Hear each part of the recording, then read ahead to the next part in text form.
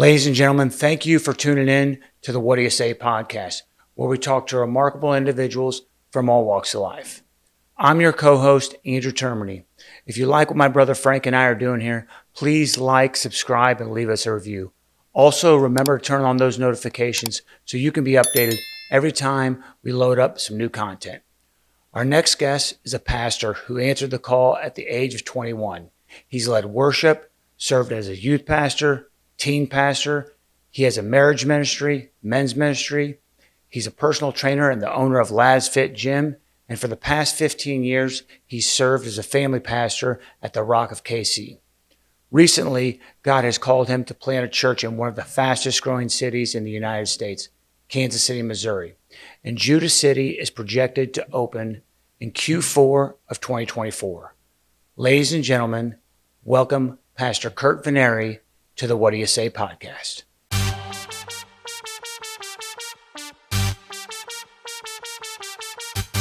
Welcome to What Do You Say, the podcast that peels back the layers of remarkable individuals to reveal their extraordinary sides and their incredible lives.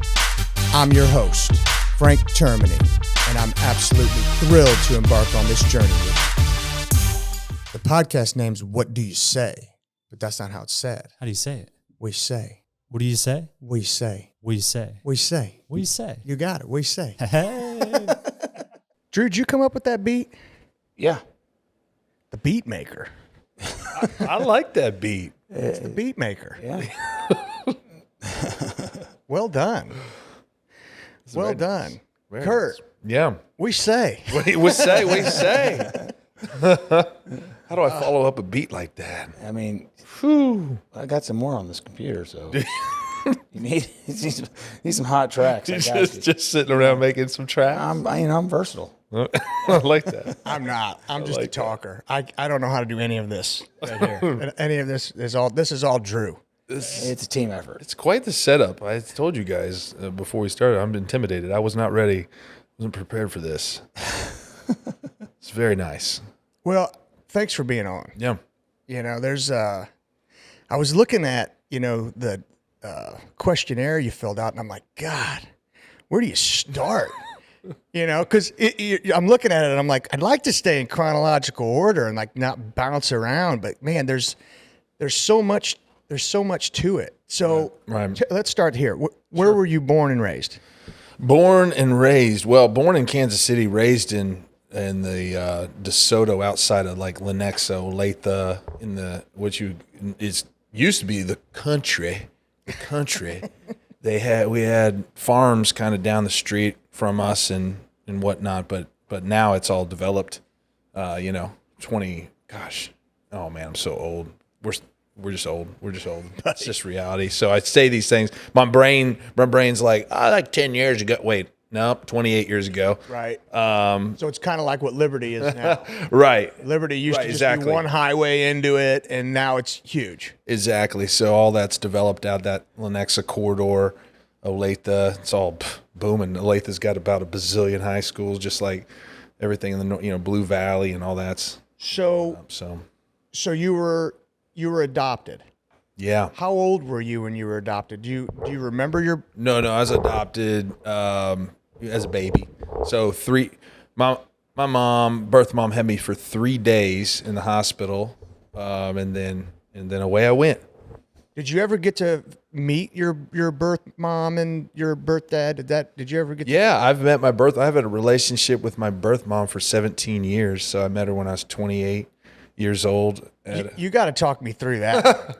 I mean, that's wild. Well, because I got to think there was even your adoptive parents. Did they have a problem with you seeking her out and? Well, yeah. I think that my mom and dad told me I was adopted when I was like, I don't know, 10 or something like that. You didn't know till you were 10. Yeah, somewhere around there, 9, 10 years old. But even then, I was like, okay. I mean, I'm not fully grasping, the emotional, all the things that would have gone through that, because all I know is you're my parents. Like, oh, that's all I know. So that kind of started working me over when I was into my teens. I started thinking more about it. But then really when I had Brock and I was holding him in the hospital, two emotions are smashing, just absolutely smashing. One, I'm like, I can't believe I made this. I mean, Right. it was fun making it, Yeah, but for sure. Yeah, the practice. the practice. Yeah. But I mean, I'm holding him and I'm going, I can't believe this life. Like this is part of me. Then the next emotion that hit me was, why didn't my dad want me? And I'd never even had that thought, ever had that thought. Because And now you're thinking, how do you give this away? exactly. And so I was weeping, and nobody would have known I was weeping for two reasons. One, I was overwhelmed with this is my son, and then overwhelmed with the thought that had never occurred. Why did my dad want me? And so It's amazing how the enemy plants that seed in you. crazy. And that was 25. And so 3 years, like 2 years later, 3 years later, 28, my mom tells me, hey, your birth mom's always been trying to get in contact with you. God. I mean, So my mom, unbeknownst to me, she had letters, she had correspondence. and they never told you. No. And my mom, because she just couldn't bring herself to do it, like to open that door. And so she handed me a piece of paper with all the information. And she goes, you can do with this. I'm good. She goes, you can do with this what you want. I just would rather not know. And so I immediately, like that day, I knew what I would do. And it wasn't that my mom's my mom. My mom and dad who raised me, they're my parents. Sure. And so I took off on a journey. Like I called that day. I called the Catholic Church because we were raised Catholic, born and raised Catholic. And that was one of the stipulations of my birth mom. It had to be a Catholic family that raised me. And we can get in that story later, but we left the Catholic Church. Pastor. So what's funny though is when I sat down, that was the first question that my birth mom. So I call the Catholic Church. They give me her phone number, all that stuff. So I call and set up a meeting. She's so excited, and we couldn't wait. So it was like days. I mean, we're talking maybe the next day that we're at McDonald's, sitting in McDonald's, and I'm meeting my birth mom, and all those emotions are going through. I'm like, what's she gonna look like? Is she weird? Is she crazy?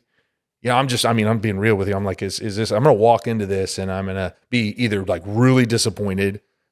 Right. Or maybe she looks at me and is really disappointed. Right. I don't know. Maybe she's, and so we're both coming with, excitement, but hesitation. And so we walk in and, it was great. Like it was just flowed real natural. I mean, she was overwhelmed with emotion. Obviously she did not really want to give me up, but she was 15. So, I mean, that was the right decision. So she tells the story, her and her boyfriend, they thought that they were going to get married. They were young and they loved each other. And as soon as she got pregnant, he gone. So my dad, so in the mix of this, my dad, he wanted nothing to do from the get-go. He was out. Sure. And she was massively hurt by that. I mean, How old was your dad? 16. 16. Yeah, but he didn't want nothing to do with me or her. And he's a kid. So it's like, I understand that now, like I really do. But she at that point, had kept in contact with him. So she goes, oh, if you want to reach out to him, she goes, I know where he is. I call him, and sometimes I just call him and yell at him. I was like, you might need some counseling for that. But I mean, it's a deep hurt, right? It's a deep levels of hurt that if we don't deal with it, and she was in that space. And so anyway, that kind of is there's so much I could go into with that, because now 17 years we've kept. Is your mom still a Catholic? So yeah, when we met, that was her first question, very first question, out of everything she could ask me. She says, what Catholic church are you attending? And I'm like, well, funny. My mom has actually left the Catholic church when I was like 8 years old. And so I'm a pastor, and I share, and she's actually it was funny because then she goes, I have been thinking about this the last few years of leaving the Catholic Church. She goes, I love the Father Mike. I wouldn't be here without Father Mike. He intervened in the family and made sure that This is Father Mike Roach. I don't know. Is he from Kansas City? Yeah. It's got to be Father Mike Roach. Yeah. He's old. I mean, he's older now. Is he at St. Therese? Yeah. That's Father Mike Roach. Well, no, St. Therese right here. Yeah. No, Mike is, sorry, no, he's at, St. James. St. James. That's Father Mike Roach is at St. James. St. James. That's right. That's who it is. Oh, Yeah. He's a real good friend of our family too. yeah. Yeah. That's wild. Yeah. That's wild. So he's got a musical gift. There's so much tied with this because Father Mike's got a musical gift, and I really believe he imparted that. Like he's just instrumental in them putting me up for adoption through the Catholic Church and not taking any other measures. Right. Which I would be here. But and so Father Mike stepped in and advocated for me and for the family. Have you been in contact with Father Mike via? Yeah, I've had several encounters with Father Mike through the years. Good ones. Yeah. Good, and since both my blood grandparents have passed away, and so the funeral, those are hard times. Those are a few years back, and he's just all along the journey has been there for that side of the family, which again, I have a relationship, but I wouldn't say I am deeply connected. Does he know you're a pastor? Yeah. That's cool. Yeah. Well, and so here's more to the story is so my mom, Kimberly, left the Catholic Church, and was on a journey, and she asked Father Mike, she goes, my son, he knows that I'm a pastor, and she goes, I feel like I need to be baptized. So I actually baptized my mom. Oh, wow. That's awesome. At the church, at the Rock. At the Rock, Wow. yeah. Yeah, so how about that? That's amazing. That's pretty awesome. Yeah. Yeah, it is really special. And now she's in Lee Summit. She goes to like Abundant Life or one of those, I don't want to misquote, sorry if you're Right. one of those churches out there. I don't know. But a good, she goes to a good church, and nothing anti-Catholic church, zero like animosity or anything like that. I'm actually super thankful for Father Mike and for the adoption services and the things that they do. Well, so my kids, they go to St. Andrews, right? And then naturally we go to the Rock. Yeah. And so I always get these questions, and sometimes we'll go to the Catholic Church. Like I said, I have no problem with it either, right? Clearly my kids go to a Catholic school. And the way I explained it to Gianna, I'm like, so you have a birthday, right? She said, yeah. I said, well, how do you like to celebrate your birthday? And she said, well, I want to hang out with my friends, and I like to do this. And I said, okay, well, on my birthday, I don't want to do anything. I just want to lay around and do absolutely nothing. Right. So I wish it was during football season so I could sit around and watch football. So I said, some people celebrate their faith the way the Catholic Church does, and some people celebrate it the way non-denominational churches celebrate it. But at the end of the day, they're all celebrating the exact same thing. Yeah, there's different expressions. Yeah. So I mean, that's just, I said, because she's trying to like reconcile which one's right, and I'm like, both. Yeah, it's so many people get stumped there, right? They get stuck in the who's right. Yeah. And I'm like, or it's the same question, like I know in the Old Testament where Joshua was asked by the angel, or Joshua asked the angel, whose side are you on? The angel says, neither. I'm on the side of God. Right. And I said, we do the same thing on this earth, right? That we're right. So we're like automatically we're on God's side. God's like, pfft. Right. Yeah. And so churches get stooped in like we're the ones doing it the right way. And I will say, like, I think that I land in this space of if Christ, like Paul says, if Christ is preached, if Christ is glorified, if people are encouraged and challenged in their faith in Jesus Christ, right on. Who am I to like get all bent out of shape about some nuances that I may not agree with, but Jesus will sort all that out in each of us. I mean, it's not like it's not like he's looking down on the Catholics going, oh, you got it all wrong, or the non-denominationals and, oh, you got it all wrong. And honestly, we probably all got it wrong somewhere. Oh, no doubt. You know, I mean, you could count on that for sure. I mean, you know, one thing I'll say, you know, and I'll be really transparent about the Catholic Church is that, you know, growing up, they just kind of diluted the relationship that I had between myself and Christ, because there was so many different saints, and you pray to this one, you say a prayer for this one.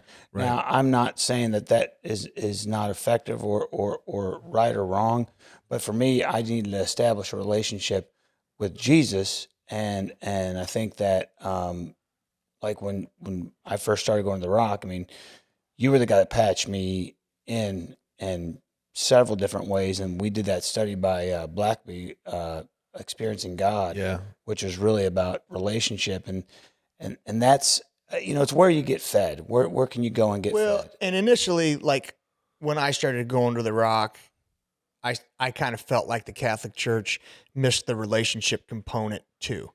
But then as I start to examine it and really look back, the Catholic Church didn't miss it. I wasn't postured to receive it. I would agree with that too. You know what I'm saying? 100%. So my knee-jerk reaction was, oh man, you know, everything gets caught up in this ritual, and they lose the relationship. And I'm like, no, that was just me. That was me going through the motions. It wasn't the Catholic Church's fault. It was mine. Yeah. You know, because as I go to a Catholic mass now, you see the priest's value in the relationship when you're listening to it through a different set of ears, when you're seeing it through a different set of eyes, right? You know, and the problem is you're just, you know, when you're young, you just miss it sometimes.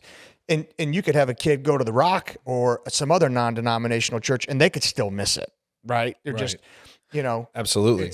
That's a very difficult thing. And I think the way that you need to it has to also be reinforced in the home, which it was in ours. Right. You know, I mean, our dad and mom, devout Catholics. Right. Dad woke up every single morning, sat in front of his infant Jesus statue and said his prayers. I mean, every single morning. Right. You know, and was in church. And here, we were also fortunate. Dad didn't just, you know, go to church. He lived it out. No, he lived it out. You know, he walked the walk. Well, I think that there's a little bit of that devoutness in that, you want to call it religion, because we've swung the pendulum in the non-denominational sector. We've swung the pendulum to a lot of grace and a lot of relationship, which is good. But then there's a part of religion. There's a part of being a devout follower, that you do certain things, and in the non-denominational, we'd be like, oh, that's religion, that's baggage, right? That we pray every day, that there's sacraments, that there's a liturgy that you follow. And I do believe that God is calling us back into a season of reinstituting some things where you look at the church calendar, the historic church calendar that has some things in it that I think are healthy teaching tools that connect us deeply to our faith. Jesus was a Jew. He knew the scriptures. He knew the festivals. He didn't actually get rid of those things.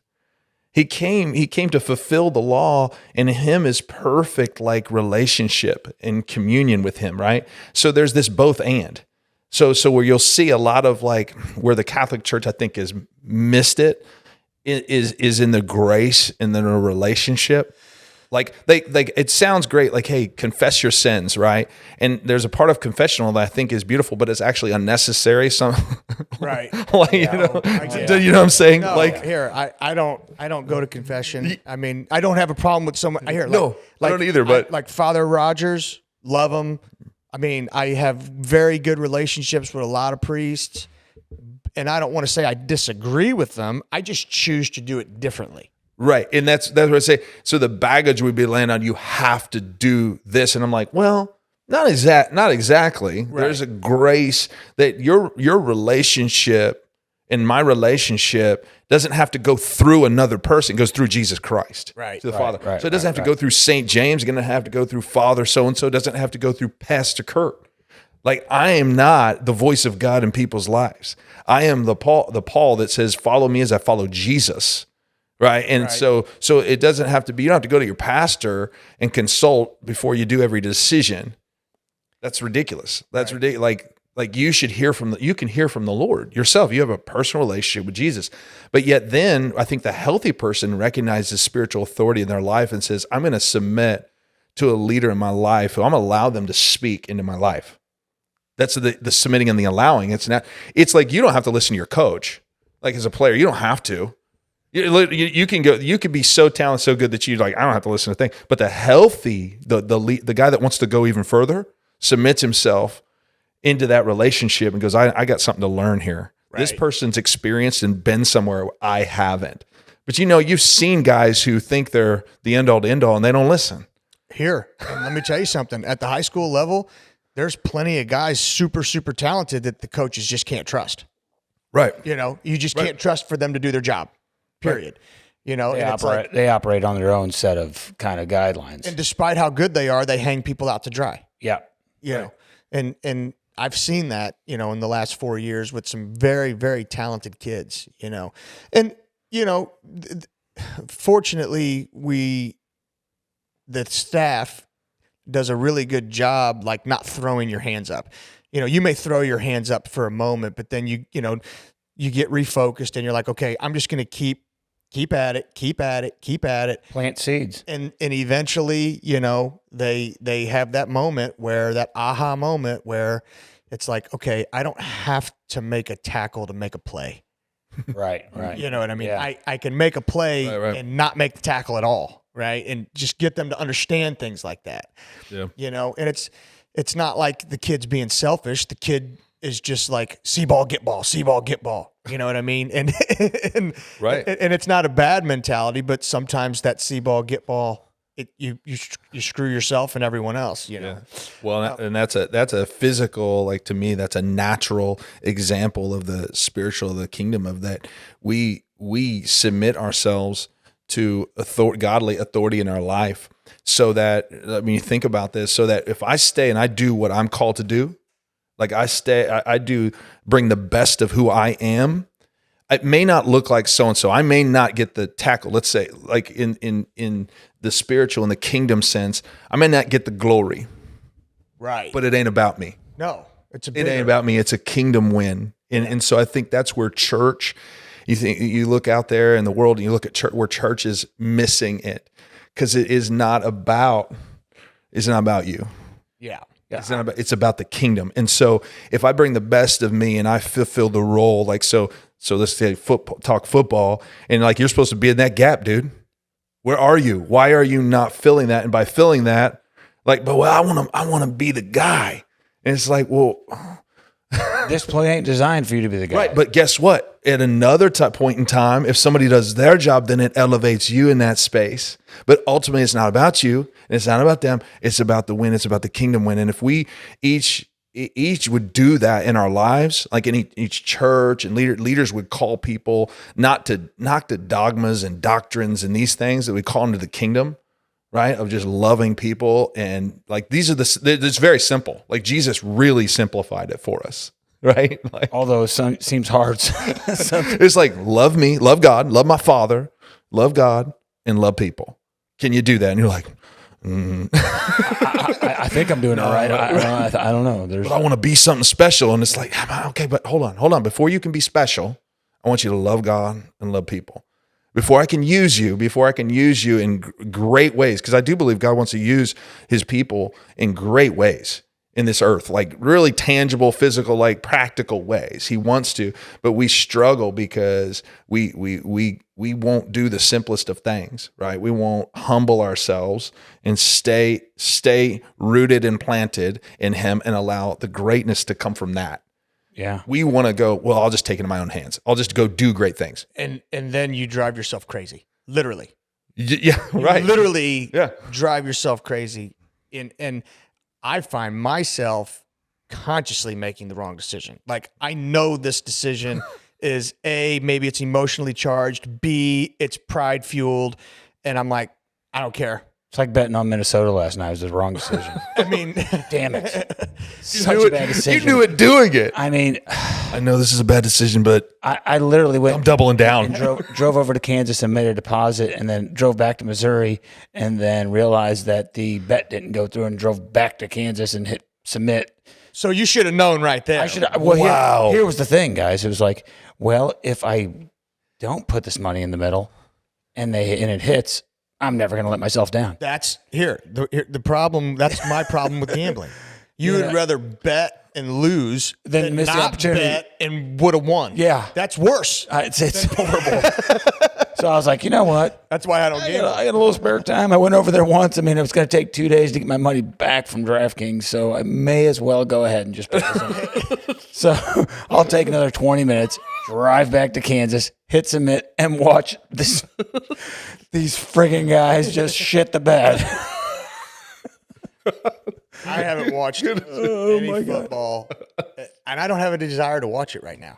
It'll take me a couple weeks before I want to watch football. You know, I've watched it so much. That was a tough loss. I mean, I got a different perspective, you know, helping you chart plays and to see what these guys do and the how sophisticated the scheme is and the time and effort that they put into it.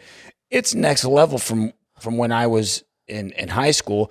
It's much more like I was in college, but with the technology implemented, what you guys do, my hat's off to you. I mean, you guys really pour a lot into, you know, it's not just like, well, we need to make this adjustment. Well, it doesn't necessarily fit the scheme, because I did feel like there was one specific adjustment that could have been made, and the coaches weren't going to see that on the side of the field because they don't have the bird's eye view like we do. But it's it's so sophisticated. They made the adjustment. Did they? Oh, they did. They did. We just couldn't get our guys to do it. Yeah. I mean, you need that backside tackle across that center's face. We just go to that strong side. No, they did order. I don't want to say order, but tell them to do that. Yeah. We just couldn't get them to execute. But you know, here the technology's changed the game. It's forced you to spend way more time, right? You know, you can pick up, you know, all these little intricacies when you're watching film, and you know, if you're not doing it, the other team's going to, right? Oh yeah, because the tools are there. The tools are there. You know, if you're going to be lazy and not utilize them, that's on you. But guess what? You don't have to go out and scout a team now, because the plays and per play are all charted, and you can rewind and watch. And I mean, I'm watching Seneca on Huddle, and I'm like, holy shit! Like, you can watch every single play from every single game. Yeah, offense, defense, in different angles. At different angles. Yeah, end zone view, sideline view. I'm like, where the hell are these cameras at? You know, it's like this room right now. Yeah, listen, got a few cameras set up. You know, yeah. Curt, I'm interested in learning more about when you answered the call, what you heard when you got the call, and what was leading up to. Because obviously, you've been an athlete your entire life. I mean, you're in great shape. You're getting out of order. I'm getting out of order. I had an order in my head. Okay, my order. I don't want to jump the order. Well, you're messing up my order. All right, I'll go wherever you want me to go. Yeah. So, well, we might be able to edit that out. So, hold on. Them dogs. Is the door open, or are they going to be able to open the door? No, it's probably like Amazon. Oh yeah. Do I need to go let them? No. Okay. I just want to wait for the dog to stop. All right. So this will be a point at 32 minutes and 20 seconds that we're going to go ahead and cut. Yeah. I'll go ahead and make a note. I just want to recap that he said they would not bark.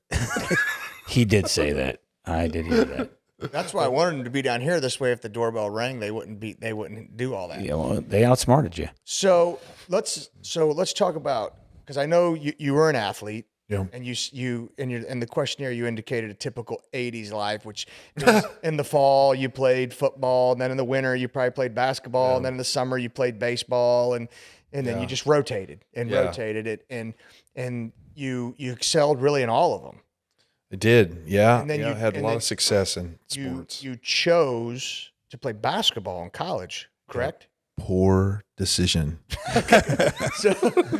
So what, did you have other options to play other sports? Yeah, Okay, yeah, so yeah. what scholarships did you have? Well, I had a lot of interest and offers to play all three sports in college.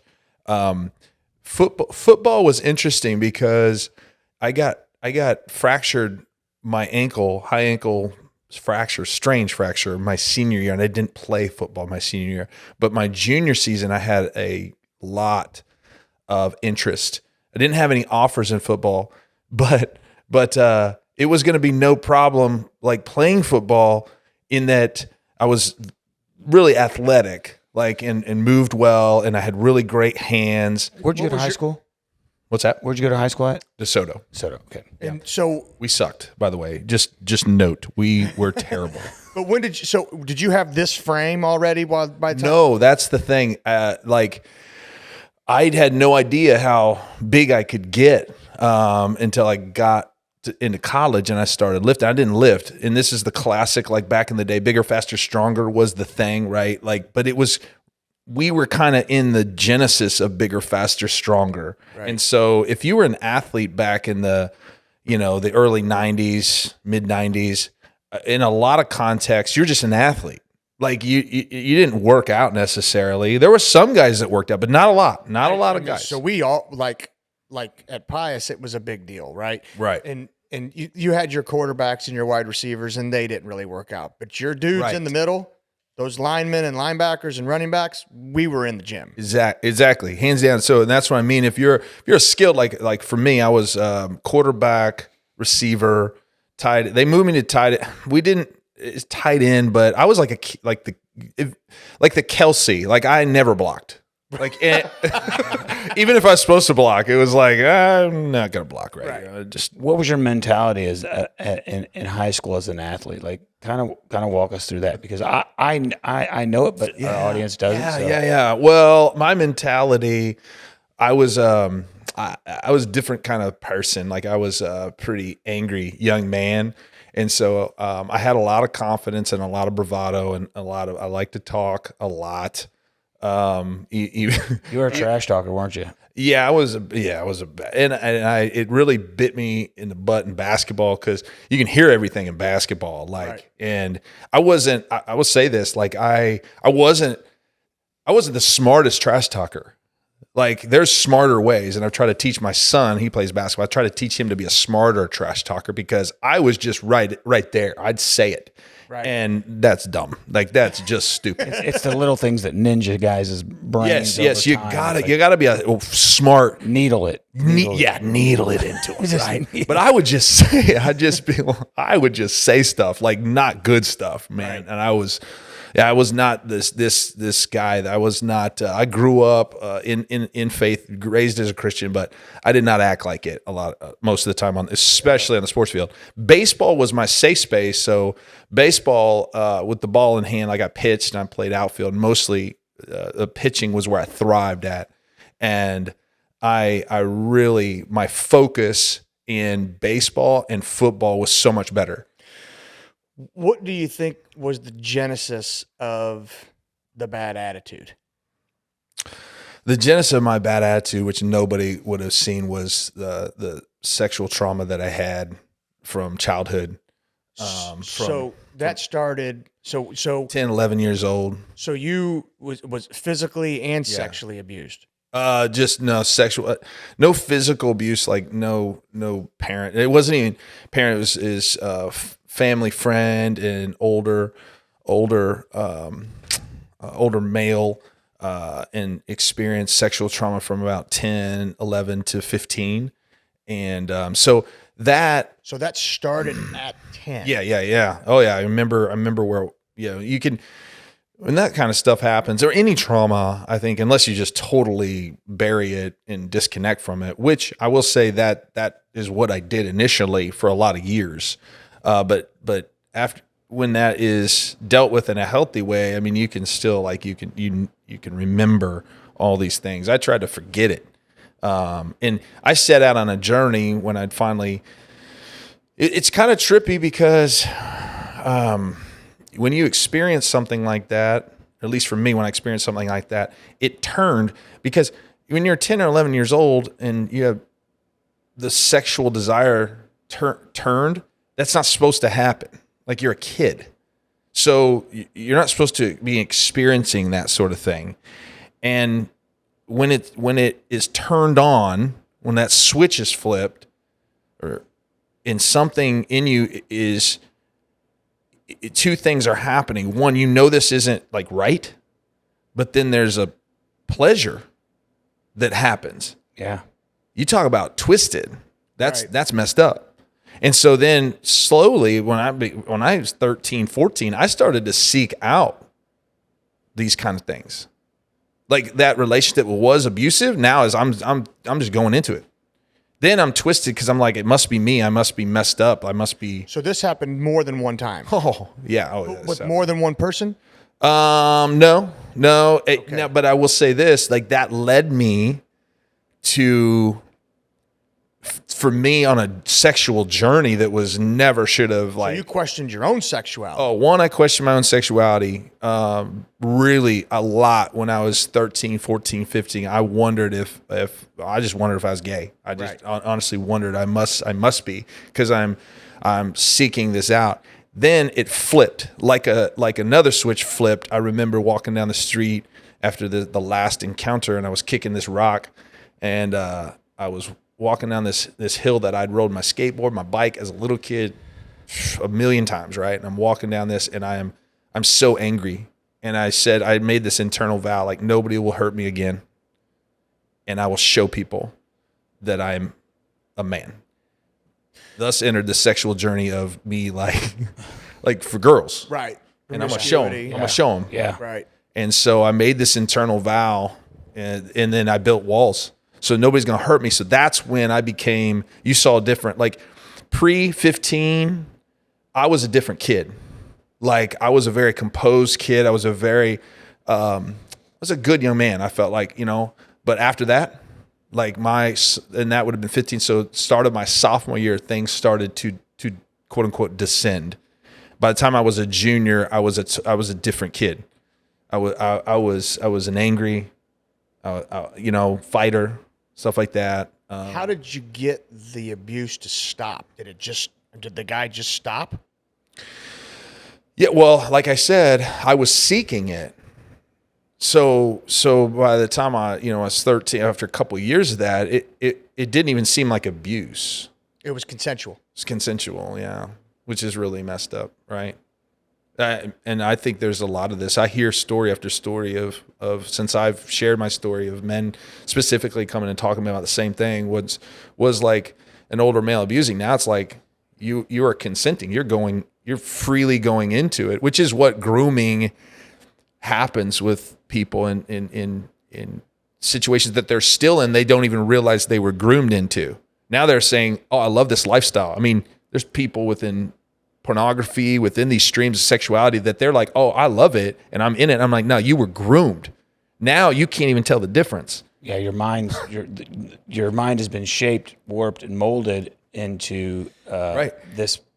When you're 10 or 11, that should not be turned on. Right. You shouldn't understand what, if I can just, I'm talking freely ahead. on this podcast. You shouldn't understand what an orgasm is at 10, 11. And the problem with me was I was a kid. So by the time I was in 6th grade, I was 6'1". So I'm 12 years old and I'm 6'1". I grew and matured really fast. Right. Yeah. Really fast. Like, I had facial hair at 6th grade. I had facial hair. 5th grade, I can remember having facial hair. I remember, I to this day remember in 3rd grade of me sweating, like pitting out like insanity. And I'm like, what is happening to me? Right. My body was changing in 3rd grade. Yeah. I was outpacing a lot of girls. Like, girls typically, you'll see, right? You'll see, and you'll be like, oh my gosh, my girl's changing. She's in 5th grade, and she's going through some change, right? And they're outpacing boys, and they're growing taller. But I was that boy that had matured like super fast, and so a lot of those. But I was still a boy. So emotionally, in your situation, it wasn't like the abuser. Well, I don't even know what to call him, but it wasn't like he had to like threaten you not to say anything. No. Like this was a coercion. I know that one of the things it started with was watching pornography. Is started to watch pornography. Not me just by myself, but like in a room with multiple older males. Like I'm talking older teens, like older 17, 18, right? And I'm in the room. Once again, you got to realize that I'm really a big kid. Like at 10 years old, 11 years old, I look like I'm 14. Right. 15 years old. So I look like I fit in. But I'm not. Like I'm a kid. Mentally, you're. Oh yeah, mentally I'm on a different. I'm like I want to play with Legos, guys, and Right. do And they're one. I remember them handing me cigarettes and stuff, and I'm 11 years old, and I'm like, what am I? I don't know how to do it. Yeah, I'm like, what? And I took a puff, and I never took a puff again. I was like, that ruined me. Actually, praise God, because that ruined me for cigarettes. Like I took a puff. Inhale. No, I tried, and I died. Thought I was going to die. And I was like, I never want that again. But drinking, stuff like that was all offered to me at super young, and so I remember that. And then so there was this coercion into it, right? Hey, you gotta do this and whatnot, and then that once that happened, and that switch was flipped to a world that I didn't even and shouldn't have, it just began to spiral. And I didn't, and that's why I say, like, as I grew older, it twisted in me that that was me. Like I chose that, but I never chose that. But that's how the internal lie was, that I chose those things, but I never chose. I didn't. What 10-year-old or 11-year-old chooses that? Yeah, it's not your choice. You're just kind of along for the ride. And you don't know whether this is probably. And so this is a person you knew your entire life. Yeah. And this was a friend of your mom and dad's. Right. Yeah. So you obviously trust him.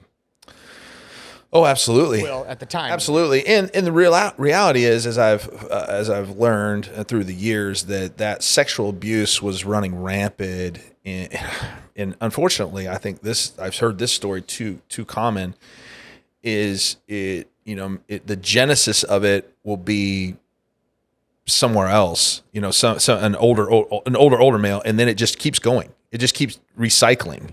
If that makes sense. So then the abused perpetrates abuse, right? And it just keeps happening. And that was what happened in our neighborhood. There were multiple boys that were sexually molested, and then it trickled down into those. So then those older boys were propagating it, and that was what was happening to me. So an older boy was propagating sexual molestation, and I happened to be, but he had been molested, right? So now right. The victim is victimizing. Yeah. And so then I literally is in this space of like, to a large degree, but yeah, that was, I had the propensity to do that then in a different way, because, as males, we can coerce young ladies. We can do these things. Yes. And I began to function super unhealthy to females, and not proud, but it was because of the abuse. It was because of the victimization. But that's not just unique to people who were abused. I was not abused, Right. Yet I was incredibly promiscuous, right? Right. And We had a child at 14. no, I was 16. Come on, don't put 2 more years on it. I was 16. You were a freshman. Way better. You were a freshman in high school. No, I was. Andrew Ross was born in 1995 in April, my sophomore year in high school. Okay, so I had just turned 16. way better than 14. 9 months. So you just turned 16. So you were 15 when. I was 15 when I found out she was pregnant. Right. Yeah. I was 15 when I found out she was pregnant. Yeah. But for me, it was like.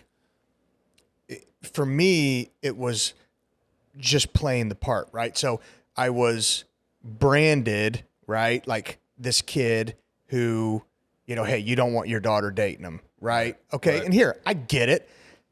As a 45-year-old man, if my daughter is dating a 16-year-old with a kid, he and I are going to have a discussion, right. okay? Yeah. Right? Even though I was there, Yeah. right? I'd been there, Right. But he and I are going to have a talk, okay? And so I get it where people were skeptical, like, hey, I don't really want my daughter dating this guy. Okay, I get it. I didn't take offense to it. Even then, I didn't take offense to it.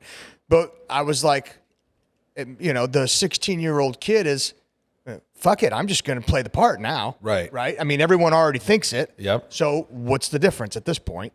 Right. And that's what I did. Yep. I just played the part. But I also know guys that play the part too, just because that's just sometimes what young guys do. Well, testosterone's flowing at that. You have no idea what to do with it. It's like, but that's part of like some of the stuff that I teach young kids now as a coach. I'm like, hey, guys, I have this conversation with them all the time. Just because a girl don't command your respect doesn't mean you don't give it to them. Yeah. When you're looking at it through the eyes of someone who's got 3 daughters, right? Now it's right. Hey, maybe they don't command your respect. You still give it to them, right? Just because you can have sex with all these different girls doesn't mean you go and do it, you know? And those are the conversations that I have now with young men versus, when I was in high school, I didn't get that talk. I actually got keys to it, to an office. I get that. That's. But here, at the end of the day, if I was a 30-year-old coach, I would conduct myself differently than I would at 45. Sure. You know what I mean? If I was a 30-year-old coach, I would have. So I don't want to throw stones. No. But it I don't. I mean, it is what it is. But I'll throw the stone if you want me to, because I think that what you just said, what we just were talking about, is that kind of the boys will be boys mentality is a unhealthy, toxic mentality that we need real men to step in those spaces and have the conversations like you're having, and it takes real men to have those, but sometimes it takes a while for men to become men. Just because you grow up doesn't mean you mature, and I'm living testimony. Like I don't feel like I stepped into this until I got healing, which is 35 years old. I was emotionally stunted. And I'm not proud of that. Like, I'm not proud to tell you that I was a 10-year-old boy at 30 years old. I was still a 10-year-old boy. Right. Emotionally. And there's a lot of men that need to like own that. Now, us men and our bravado, we won't. I'm a man. I'm a man. I'm 40 years old. Yeah, but you have not grown up. You are still living in the hurt and the trauma of the past, and you're still acting like a 16. Like, listen, there's men that are our age that are still acting like 16-year-old boys. They're still looking at women, objectifying, or we wouldn't have the cultural things that we have.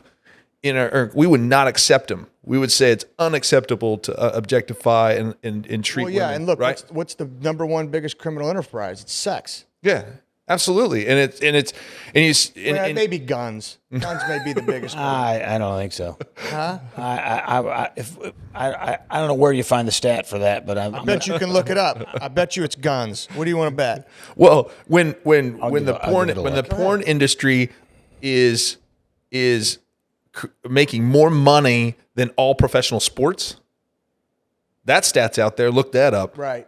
That's wild. It's a here at the end of the day, at some point, there's always going to be playmates and playgrounds. We got to change the hearts of men. Absolutely. And I'm talking and preaching from a place of a person who has personally experienced that battle for many years, because I didn't get healthy. And I mean, and not to give myself a pass or an excuse, but those conversations, what you guys just said, those conversations weren't happening. No. They weren't. I had those conversations, like my dad was having those conversations with me, but I'm like, yeah, you're supposed to say that though. So you disregard it. You know what I mean? And it's unfortunate, but let's say another male came to me and told me the exact same thing my dad was telling me. I probably would have received it differently. And I have that conversation with people all the time, because it's like, hey, listen, you're coaching your own son. He's 13 years old. Here, let me tell him. What do you want to say to him? Right. Yeah. And then let me go say it to him. right? Sure. Who's someone who's not his dad. Like coaching Frankie George at 10, it's easy. It's different, right? He looks you in the eye, does what you tell him to do. I bet that's going to change, though, when he gets older.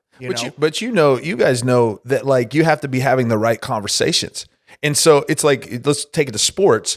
You know an incredible amount about football. Like, you can have a lot of conversations that you and I both know. Some dads, you should not be trying to coach your son.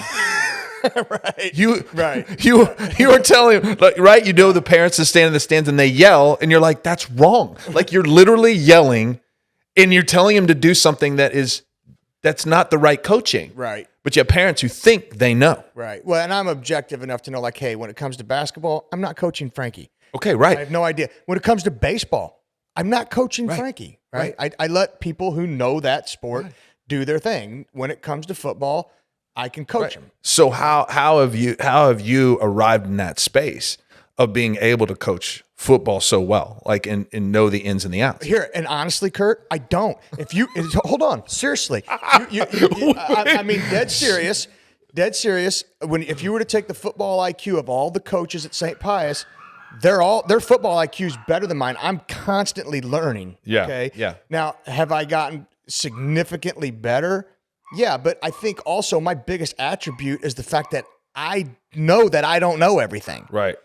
So I'm constantly seeking, what's the right move, what's the right decision, what's the right scheme, versus coming from a place of I know and you don't. Perfect. So it's honestly, like, in my opinion, it's my best quality because I've learned from everyone. I learned from everyone out there. And here, I got hired to be a strength and conditioning coach. Great. I could do that in my sleep. Right. But even that, it's constantly evolving, right? Right. But the strength and conditioning program is constantly evolving because I don't know everything, but I'm constantly doing due diligence, just like all of a sudden it's, oh, well, you're going to coach JV, and oh, you're going to coach linebackers, and you're going to coach fullbacks. Well, great. The fullback in the 90s versus the fullback now is totally different. Right. It's a totally different position. Right. Yeah. The linebacker now versus the linebacker in the 90s, it's totally different. Allstott was the traditional linebacker from the 90s. I mean, like just a big bruiser. It's a total different position. It's a totally different position. So getting back to kind of tying this together is because this is perfect. Frank is actually better than what I was initially thinking, because you recognizing something, hey, I don't have that, so I'm going to get around those that do. Right. I'm going to get around those that are doing something in a really high level, in a way that I can see that I want that, because that is producing is the result, not just the result, but that's producing the life. Because there's a lot of culture, there's a lot of things that you're involved with that are winning, are doing the right things. So what men are we getting around with? Hey, what man's going to admit, man, I suck at this. Like, I suck at fathering. I suck at loving my wife. Okay, why don't you, the sooner that you can get around somebody that you're on, they do that well. Yeah. And so I'm going to get around them, and I'm going to be teachable. I'm going to be moldable. I'm going to be shapeable. I'm going to get around that. Now, ultimately, I know I want to hit my knees and get around the Father, get around Jesus. But I do believe Jesus puts us in these circles. He brings people, proximity. Absolutely. All about proximity. Absolutely. Right. But if you're continuing being around, it's like when we tell our kids, right? Bad company corrupts good character. You're around losers, dude. Look around you. Just being real with you. Like, if you're hanging out with losers and you're like, I'm a winner. No, you're not. You just chose people who you may be the winningest loser in your circle, but you know what I'm saying? And like that feels good. Like, and I can testify to that. Like, I feel like I had a lot of success, but ultimately I had to allow a change of environment, to put me around people that were saying, grow up. And God had a journey for me, and I had these steps to take, and I see it now. I see it clearly now that He was so gracious, but He allowed me to be in different circles and sit around. And there was very intentional growth that was happening. When I came to an end of myself, that's what I'm trying to say. So it started there, though. It wasn't, that growth wasn't going to happen if I didn't just go, dude, I can't do this. Right. And I think there's a lot of men that are still trying to white knuckle their way through life, their marriage, they're raising their kids, their work. And it's like, man, let your guard down, be vulnerable. You got to humble yourself. Yeah. Yeah. And I think in the business, in the what we're talking about, in the natural things, we're more apt to do that. Like, I want to be better at business. So I'll go get around so-and-so because we know I can make more money. Right. Or I want to get my skills up. So I'm going to go, like in athletic terms, I'm going to get around that because I want to be better at that. Because guess what? It's all about me. Right. And what happens when our growth is not our growth? The reason we're growing is so that I can be a better father. It's not about me. It's about my sons. It's about, right? Or what I want to grow because I want to love my wife. It's not about me because it's about my wife. It's not about me. It's about my community. Because like you're stepping into, I see it. You're stepping into a place of being of like impact and influence in your community. It's not about you. No, if it's about being about you, it's not enough motivation, Right, to put in that much time. That's the immaturity, though, of young maleness, right? Where it's all about us. Right. If it was all about me, I'd have quit after the first year. Right. It's too hard. It's too much time. And there's plenty of times I've, went to God and I'm like, okay, this is ridiculously hard. Right. It's tough to be present at home. Hold on. You could be present and you could be there and not present. They're not present, yeah. Right. So I'm there, but then my wife's like, okay, I'm not even going to try talking to you right now. Okay. Or maybe I'm watching film and she says something to me and I have no idea what she just said, or there's all kinds of things that go on, as a coach. And then not only that, but you're also trying to maintain your lifestyle, right? As you're putting 25, 30 hours a week into something else that you're not getting paid for. Right. Which for whatever reason, it's for me, it's a calling because, I don't get paid anything, here, I do get paid something, but if they told me, Frank, I'm not paying you anymore, I'd still do it. Right. That's how, so sure. it's so much more than that. Yeah. And it's hard. And there's plenty of times where you're like, man, there's so much turmoil around this that I think maybe this isn't where I'm supposed to be. And then, you'll hear something and it's like, okay, wait a second. There's probably turmoil here because it's exactly where I'm supposed to be. There you go. Yeah, there you go. You know what I mean? There's probably turmoil because it's exactly where I'm supposed to be. So now what do I do? Okay. Yeah. What's the first thing that I have to do? Well, the first thing I have to do is make sure everything's right with my wife. Yeah. It starts at home. You have to. Yeah. You have to. If you're going to neglect your wife because of football, then you can't coach football. Right. You just can't. Right. So that was one thing. And luckily I'm around a bunch of godly men who I can go to and say, this is what I'm struggling with. Yeah. And they'll be, Coach, come on, let's hear it. Well, and I think you get to find out how they have the capacity to do it, because that's what we're kind of speaking to is proximity. You're around those coaches and, somebody may have the same struggle. So you might be able to talk through it together. They all do. And that, so you feel like you're not alone, but then you guys can also see how can we have the capacity to be a good husband, be a good father, and still sow into these guys' lives and still give it everything we have. Yeah. It's a fine balance because you're at some point, as God has spoken over, many people's lives in the Bible is, go and I'll equip you. But first you got to take the first step and step out in faith. And I think that, you speak into that, it's like you come to that crossroad where you're like, gosh, am I supposed to be doing this? Is this taking too much time? And you either rise to the challenge of saying, you know what, I need to find out who else is struggling and find out how I can maintain the capacity. And if I still fail, well, then I need to scale things back. Right. But at least I'm going to give it an effort, and try to figure out how I can gain the capacity for it because other guys are doing it. Yeah. And you find those areas throughout the season where, okay, maybe this week I don't have to watch so much film, right? maybe this week is a week, and I'm not going to certain teams where, okay, we're going to handle this team.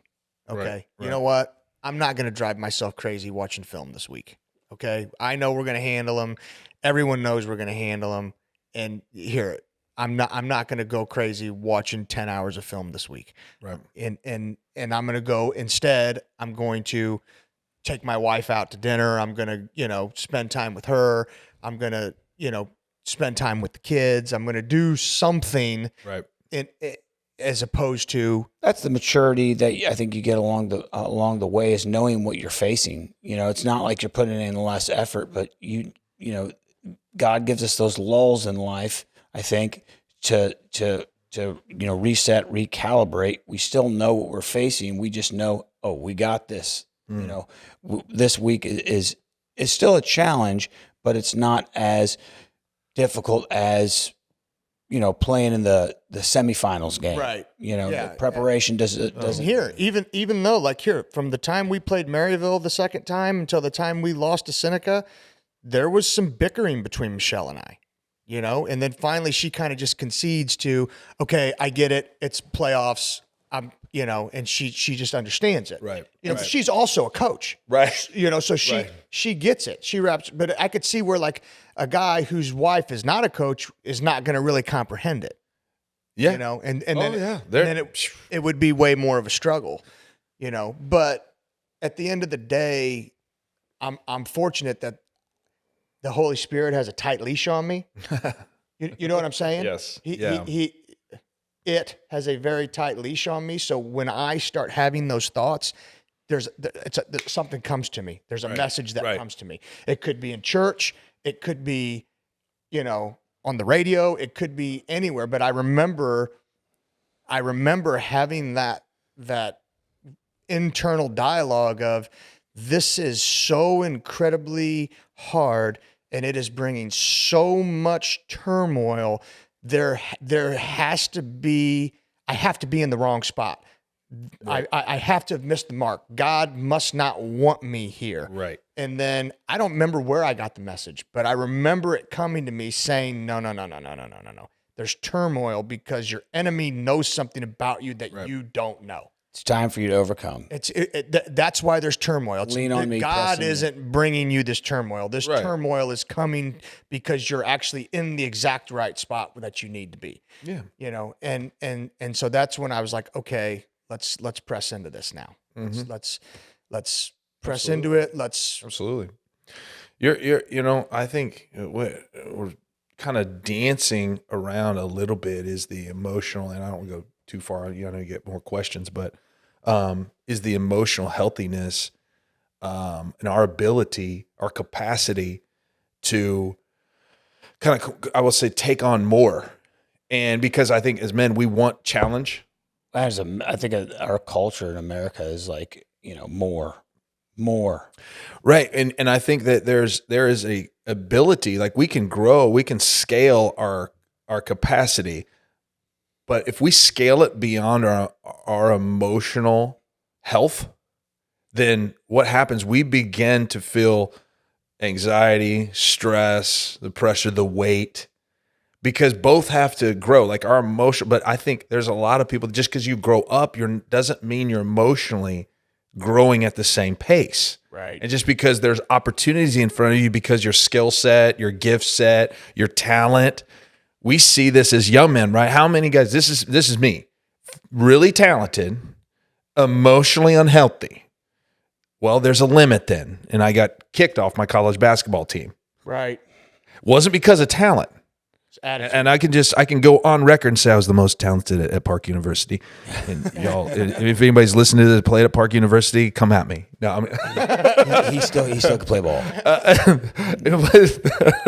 But I was not emotionally healthy. And then when that final fracture and that injury happened at Park, and then I worked through that injury to come back, and I just wasn't going to see the floor. It wasn't going to happen. Like the time had passed me by. Like, it wasn't that I wasn't able to play and I didn't have the ability. It was that the self-sabotaging, the things that I had not addressed in life, those had overridden that. Right.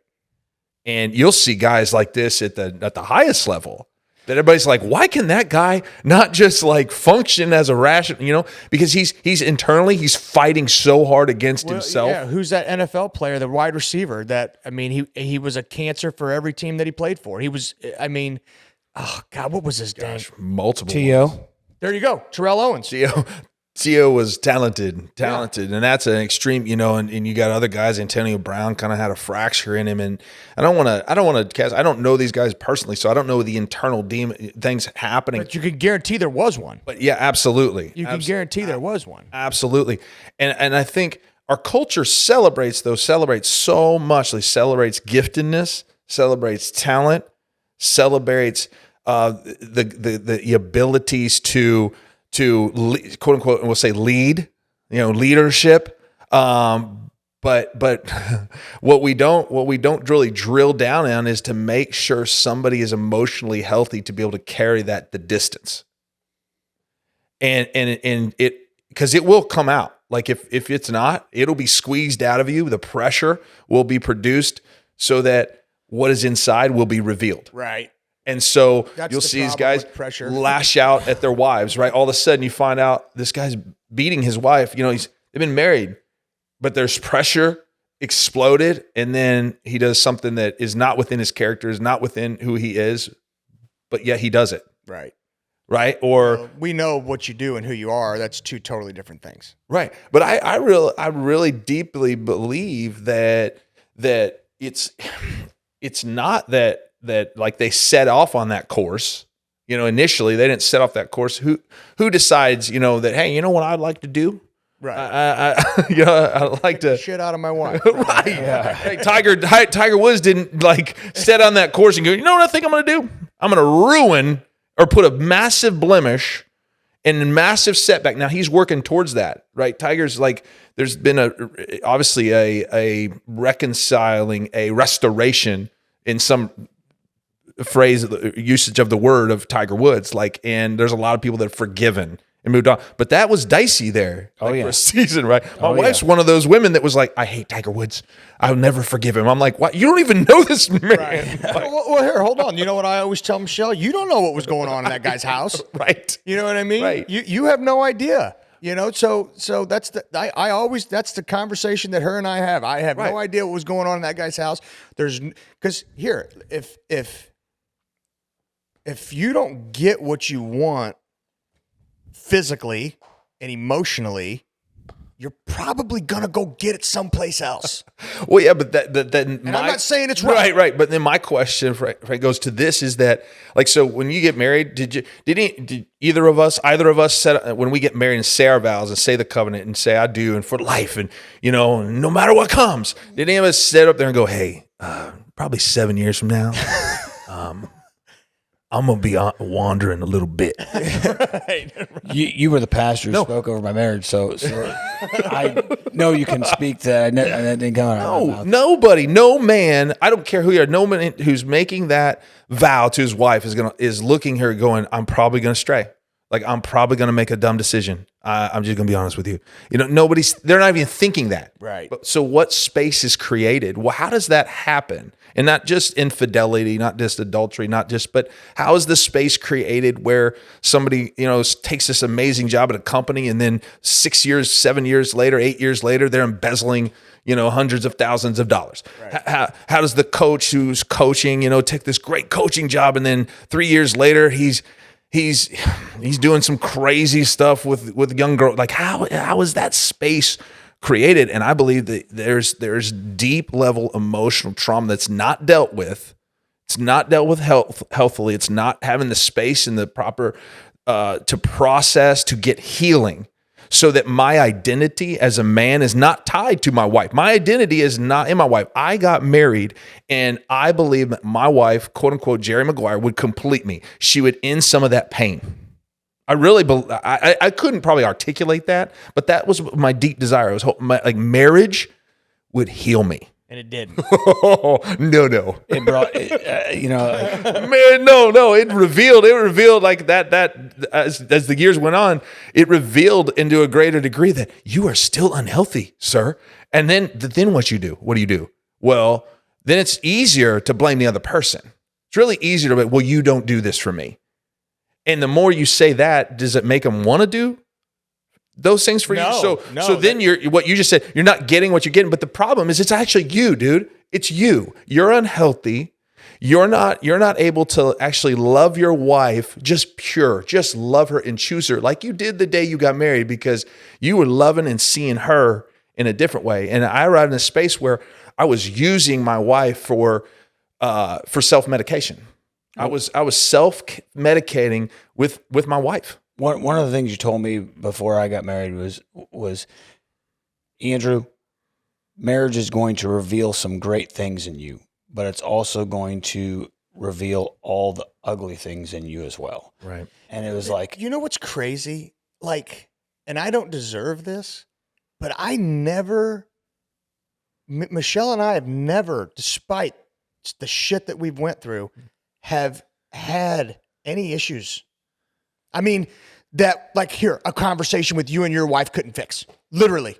Yeah. I mean, if you remember, and that was right after the very first football season. Yes. And we were like, okay, we're distant. We're feeling this. Let's go talk to someone. Yeah. And so we went and talked to you and your wife, and it was like, oh, we figured it out. It's done. We're good. And you know what, Curt? It was over. Yeah. It was over. You guys gave us an illustration. You talked to us for an hour and a half, and we were like, huh. Okay, this is what's going on. Hey, well, Frank, I feel really good because thank you for sharing that, because that makes me feel better that at least one couple. I mean, because there's so many that come, you say they leave, and you're like, they didn't do a single. they didn't thing. hear one word we said. We said no. I mean, here, and you know what? My wife, when And he drank could have all been of my soda. could have been watching Netflix. I could have been doing something else. my this 2 wife, hours. when people are going through stuff, will repeat that like she came up with it, right? Let her have it. Let her have it. It's okay. Yeah, I'll give credit once, but then after that, it's mine. Yeah, that's the rule. You get credit once, but then after that, I've internalized it. Now it's mine.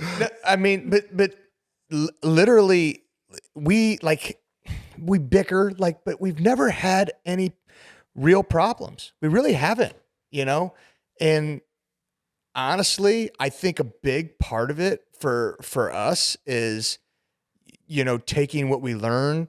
Like for us, like The Rock has been a huge part of our life, right? And what we've learned, and we take it and we apply it to our everyday life, right? Right. And I think that, and that's not to say that things can't happen, and you don't have troubles, but God, I look at some of the things other people deal with, and that does not happen with her and I. Like, yeah, that's good. So Well, there's a level of emotional healthiness for both of you then. yeah. when I got married, 2 days later, COVID was just found in Wuhan, China, and so Caitlin came here from uprooted herself and came here, and it was like the world was shut down, Right? And obviously there were issues because of her moving and the world shutting down, and us being newlyweds and not knowing what to do. But I didn't get married till I was much later in life, and I was 39 years old. And one thing that I, after going to The Rock and having guys like you speak into my life, one thing I realized is the importance of having a wife and that's equally yoked, because you're operating from the same book of rules. And so like when you go back to something, you can say, okay, we're having these issues, but we both operate from the same set of rules. So it's not, are you right or am I right? It's, what's God say? Yeah. And really, like that, when coming into really, preparing myself to be a good husband, opposed to just trying to find the right woman. I was listening to we were doing studies. I was listening to a lot of Tony Evans, and I started not praying for a wife. I started praying for God to make me a good husband, so I could meet the right woman who could be my wife. Yeah. And it was a game changer. And as I continue, I've only got 4 years of marriage in, so I'm still it's still an infant as far as marriage goes, but at least I know that my wife and I operate from the same, same rule book. Yeah. No, that's a big deal. I don't think a lot of people think about that dynamic. Well, I didn't really understand what equally yoked meant. Like to me, it was like, okay, she believes, I believe, cool. But as I kind of dove into it, it was like, okay, yes, she, this person believes, and I dated other girls who believed, but were they actually, practicing what they say they believe? Right. Because it's a continuous journey of how you got to practice and how because just when you think you got it, you realize I don't have it. I don't have anything here. When you think you got it, is probably when you're most vulnerable. Yeah. In my opinion, right? So if I ever think, oh, I got this facet, I have completely, it's perfect. That's when you're vulnerable. Right. That's when you're going to get beat. Yeah. Yeah. And that's why I said, okay, well, yeah, I can do strength and conditioning in my sleep. Okay. I say it tongue in cheek. Yeah. Right. Because I'm constantly doing due diligence. I'm constantly, seeking someone who's smarter than me and seeking advice from them and seeing how they do things. Right. Right.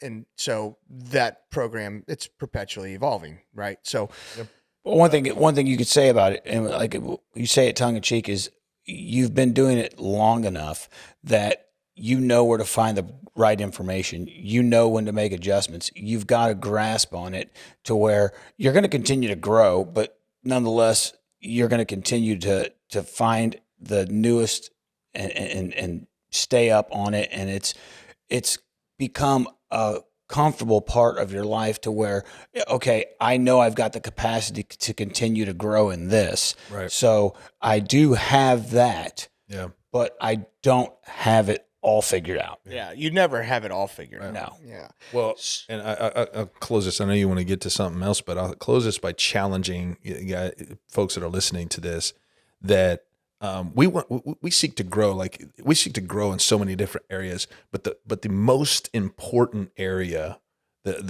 our spiritual life, I believe it sets the course of so much. Our spiritual and emotional life sets the course of so many other things. Healthy relationships flow from this. What you just talked about, equally yoked, can be applied to a lot of different relationships. I remember when I train with guys, if we're not equally yoked, somebody's getting better and somebody's not. You know what I'm saying? Yeah. Like when I train with my buddy Dave, and we trained back in the day when I gained weight in college, because I was small. You still pictures. I looked strange. I had big ears and a shaved head, and it was like, what's wrong with your head and your ears? But then I gained like 20 pounds. I was training with the right guy, pushing me, right? And we were both like equally yoked in our mentality, equally yoked in our passion, equally yoked in all these things. And so, man, we're going well. Like that two oxen we're pulling together. Well, then I trained my my college roommate a couple years later, and he was where I was back in like high school. But at this point, I'm 240. I'm 240 and I'm benching 405 and I'm doing these things. Well, guess what? I trained for 6 months. I didn't get no stronger. I didn't make any progress. He did. Right. I didn't. Right. Now, fortunately, he wanted it, but how many times we go into relationships where people don't want it and we're dragging along, and all the while we're regressing. And God wants progress. He wants this. And so you got to recognize like who you're married to. I mean, these things matter. Like it really matters. I want a wife who spurs me on, healthily spurs me on, doesn't bicker at me, doesn't like try to pull me down, isn't like this. I want a helpmate, and she needs a helpmate. But and then, so, in the same sense, ground you if you need to be grounded. absolutely. But it comes to this: that's my job is not to get that out of her. My job is what you said earlier is me. I can only control me. So I got to bring the best of me. And if she does the same thing, brings the best of me, then all of a sudden our marriage is the best, right? Yeah. But it requires healthy me, healthy her, healthy marriage. Whereas a lot of times it's pointing the finger, right? So what I would do, taking back to training, is I'd constantly, sometimes the guys I point the finger, bro, come on, like you got to work harder, And Your finisher sets are I'm brutal. done with that. Like, hey, this is where I'm going. This is what I'm pushing. This is what I'm doing. Come along. And if you don't want to do it, I can't control you. Right. Does that make sense? So I'd spend a lot of energy in relationships and stuff on trying to come down to somebody's level. And hey, I'm speaking for somebody else. They don't need to come down to my level. I need to lift my head. I need to come up. I need to press on to them. And that's the healthy thing I did with the guy that I got with going out of college. I had to come to his level. I had to push, and so I think these are the ways I see, like, now healthily see relationships and stuff. And too many times we lower ourselves. Well, yeah, I mean, and I also think, like, when you think about Jesus and discipleship and how he led those men, imperfect men, he didn't say, he said, "I'll meet you where you're at. I'll meet you where you're at." But that is not going to change where I'm at and how I'm going to behave.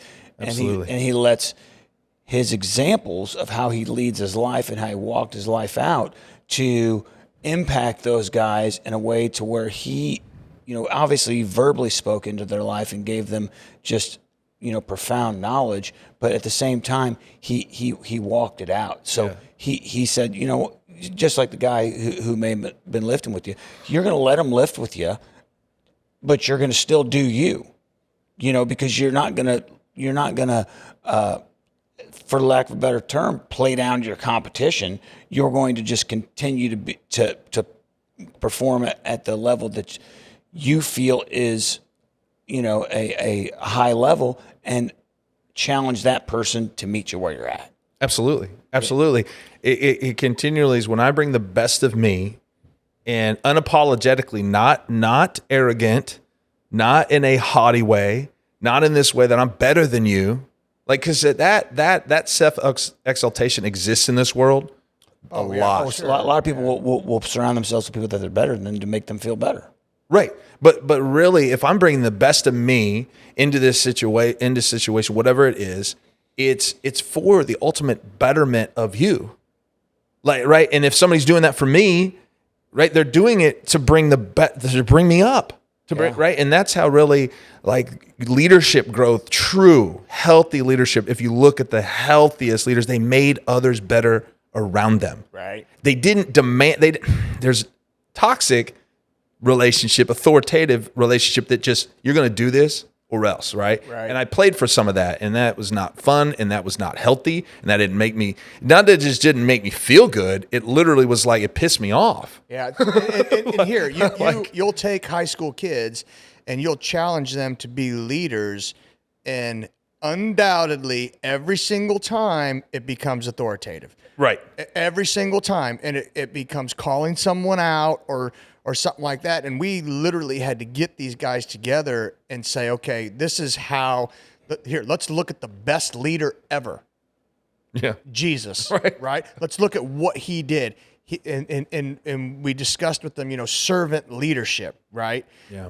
And it's very difficult to get that into a young man's head, Yeah. But I think when you challenge a young man to be a leader, it's like they automatically think, I've got to pound this into this person's head. If I'm going to be a leader, I'm pounding all the things, the leadership qualities into their head, to where that's not how Jesus led. He planted seeds.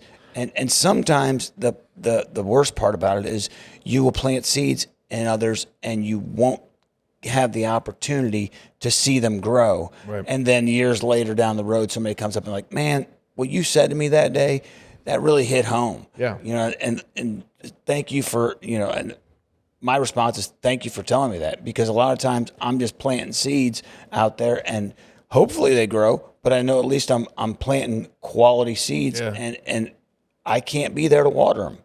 Right. You're exactly right. Because some of the things you're not called to water them, you're just called to plant the seed, and then in other people you are doing some of the watering, right? But it's ultimately God who brings increase, and I think we forget that in our culture. We take way too much credit.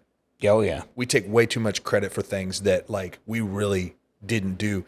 I text my son tonight; he's got his first basketball game, and he has put in an incredible amount of hard work, and he's excited, but he's nervous. He's nervous. Senior year, got to go big. He wants to play at the highest level. Right now, I'd say his ceiling is Division II. Well, not ceiling. His where he's at is Division II.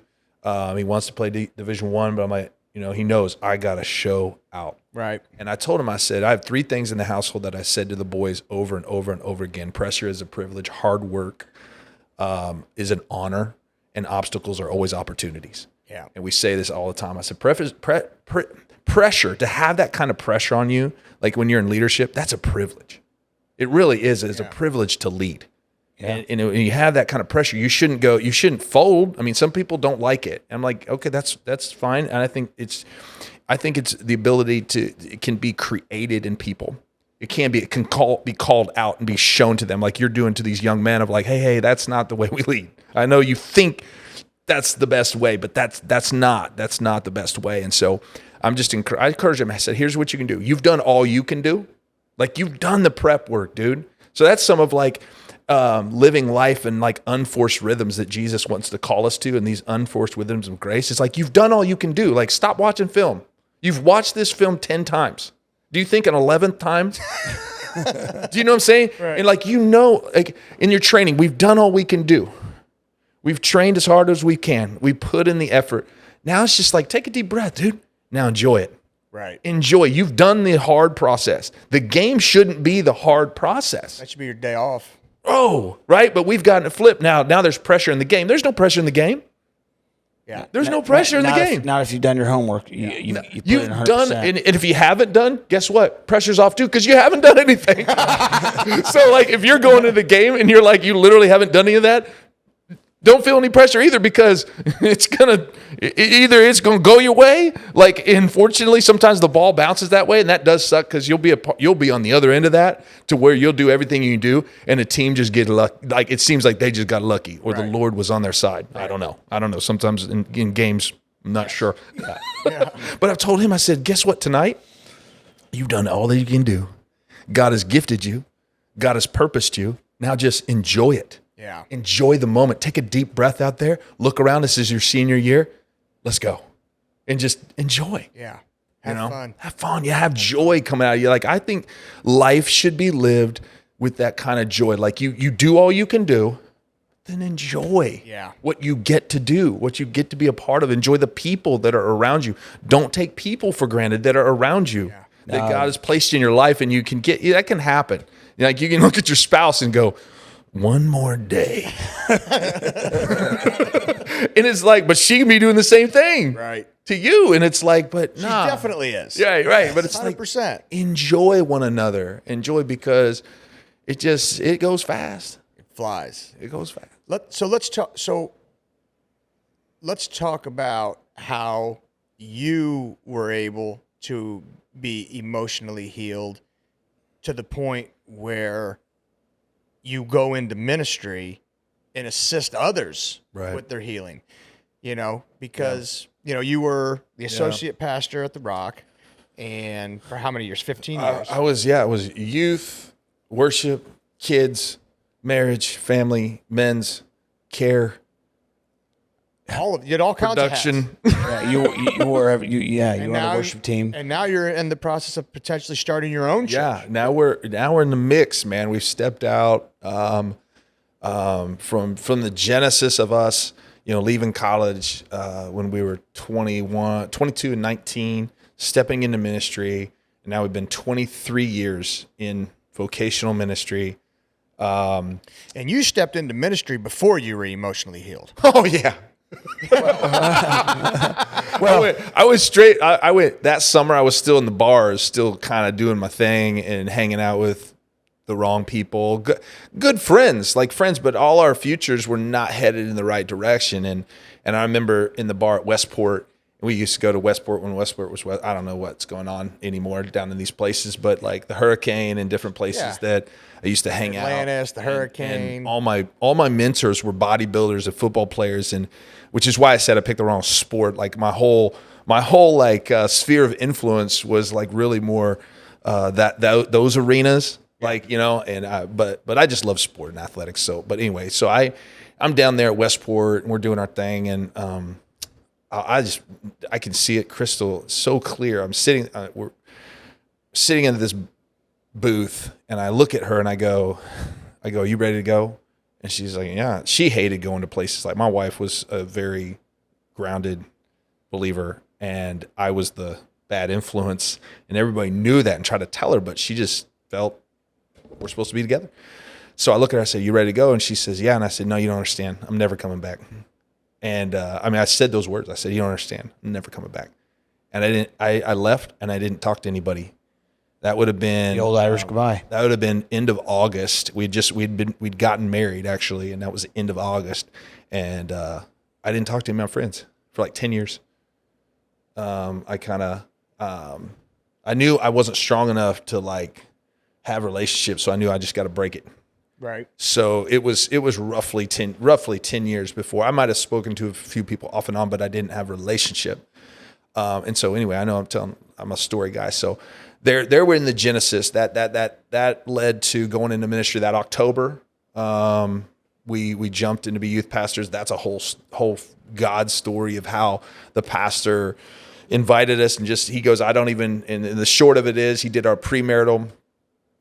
And he said, I don't even know if you love Jesus, but he goes, I felt like I was driving here and God told me you're supposed to be our youth pastors. And so that we prayed on that my wife prayed on it. And I'm still, again, I'm like, so when we jumped and went to be youth pastors, all my knowledge of the Bible and Jesus and stuff was from children's church. So all my stories were like these kidsy stories. Right. I mean, really, my theology was really, really weak, really weak. I mean, I'm serious. Like, some of the stories, because when you tell kids Bible stories, some of the deep theology, it's lost. It's lost in the translation. It really is. Watered down a little bit. Yes, it's very basic, right? So my understanding of the Bible is so basic. So like, I'm preaching from this very, very basic belief, but it was so helpful. It was actually super helpful because I didn't come off as a youth pastor who knew anything. Like what you're talking about, like coaching, I was a sponge. Right. So I was like wanting to grow and learn from all these men of the faith. So I'm sitting and I'm soaking things in. And I'm like, I didn't know that. Oh, wow. Jesus, Holy Spirit, God, what? The Trinity, what's that? And, I'm just soaking in all of these things, even though I'd grown up in church, even though I'd been baptized and I'd experienced the baptism of the Holy Spirit. I experienced a lot of things, but I didn't know what anything was. Right. And so we are on this genesis or this journey. And so we do 5 years in Wichita. We come back, we have a few years, and then we have 15 years at the Rock, and 15 wonderful years, like really amazing years. We would not be the people that we are. We wouldn't have the marriage that we have. We wouldn't have kids that are amazing. And then in this process, the last 2 years, God had been speaking about a church. He's like, you got a church in you. And I sat on that for 2 years, almost 2 years. I sat on that didn't tell anybody, told my wife. You didn't even tell me we were on the golf course before, like 2 weeks before things went down. And I say to him nonchalantly, I'm like, when are you going to start a church? Yeah, he did. He did. It's like, well, I mean, I feel like you got a church in you. And he still didn't say anything. I know. I didn't. I mean, and people had, you had said that throughout the years. You said things, and I just knew, I was like, God, if you're going to do it, I want it to be you. Like, I want it to be you, and I don't want it to be, I don't want to do a church split thing. I don't want to do Kurt's just going to go off and start his own thing, because that's what people do. Like that, literally being faithful in somebody else's vision is sometimes not the sexiest thing when you feel like you have leadership in you. You feel you have like these things. And so in our culture, sometimes like, go do you, man. Go start that. And it's celebrated. And I think more people would do themselves a greater service to serve under somebody for a length of time, so that you learn some deep rooted lessons. And I think that's what God did with us. Like, there's no doubt. Could I have? Yeah, absolutely. I know that. Like, I could have 6, 7, 8 years ago, but God was like, stay. And now here, the last 2 years have been kind of a slowly untethering from a lot of things that I'd been a part of throughout the years in a healthy way. It's one thing, you can you can definitely perceive things different. We all can have this tendency to perceive what's going around us, even though that may not be actually what's happening. And I think through this process, I learned God was at work. And so now here we are, these last few months where God clearly spoke to pastor, to myself of like, hey, there's a church in you. And so now the timeline, I will say, like from the time that conversation happened, but I would not have told you, in the end of August that my last day would have been like November 1st. I would, so that was fast. That was fast. But I still think I do believe God is in it. And so totally in it. And his timing is so perfect. And sometimes we misinterpret, or we get anxious, or we get, with timing, either something is, we think this is too fast, or we're like, what's taking so long? Right. Right. And so, I think this is one of those situations where I'm like, wow, this was fast. Yeah.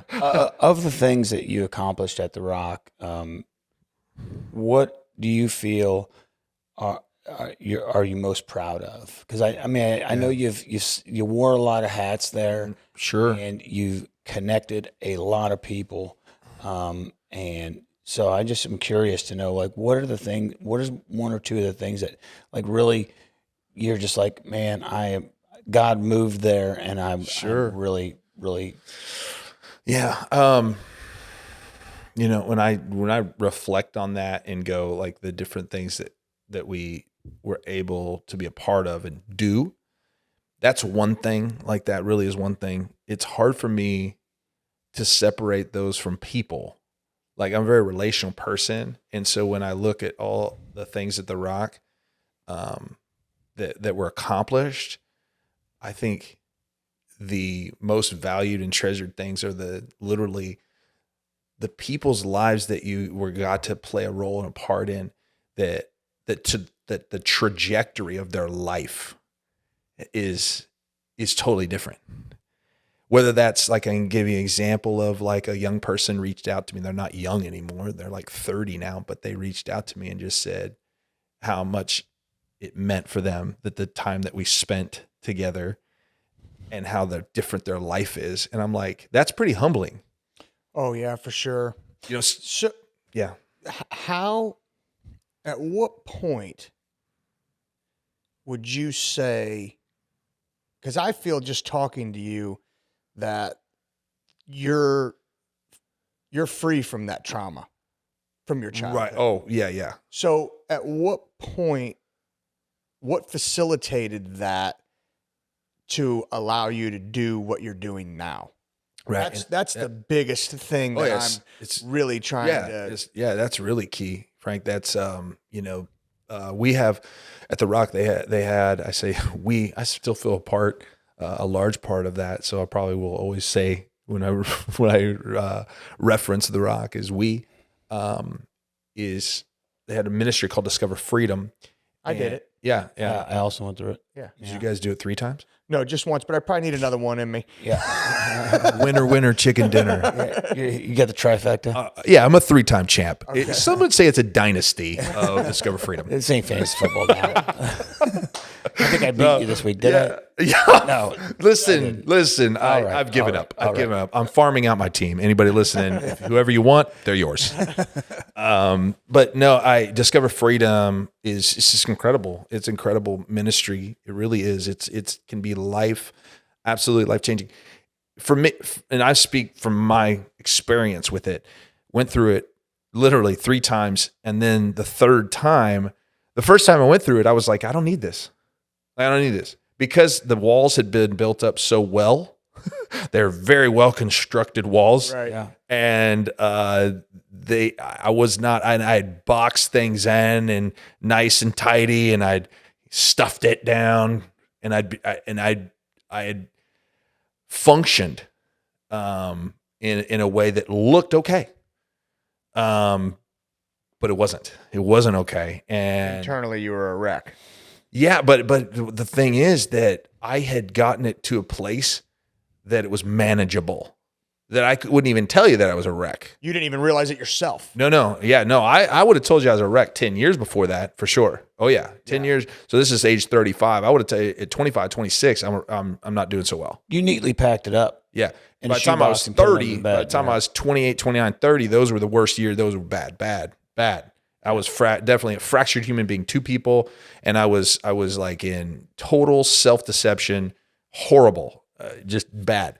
And now 35, and I'm starting to, I go through these courses, and the first one, nah, don't eat it. Second one, it's okay, it's whatever.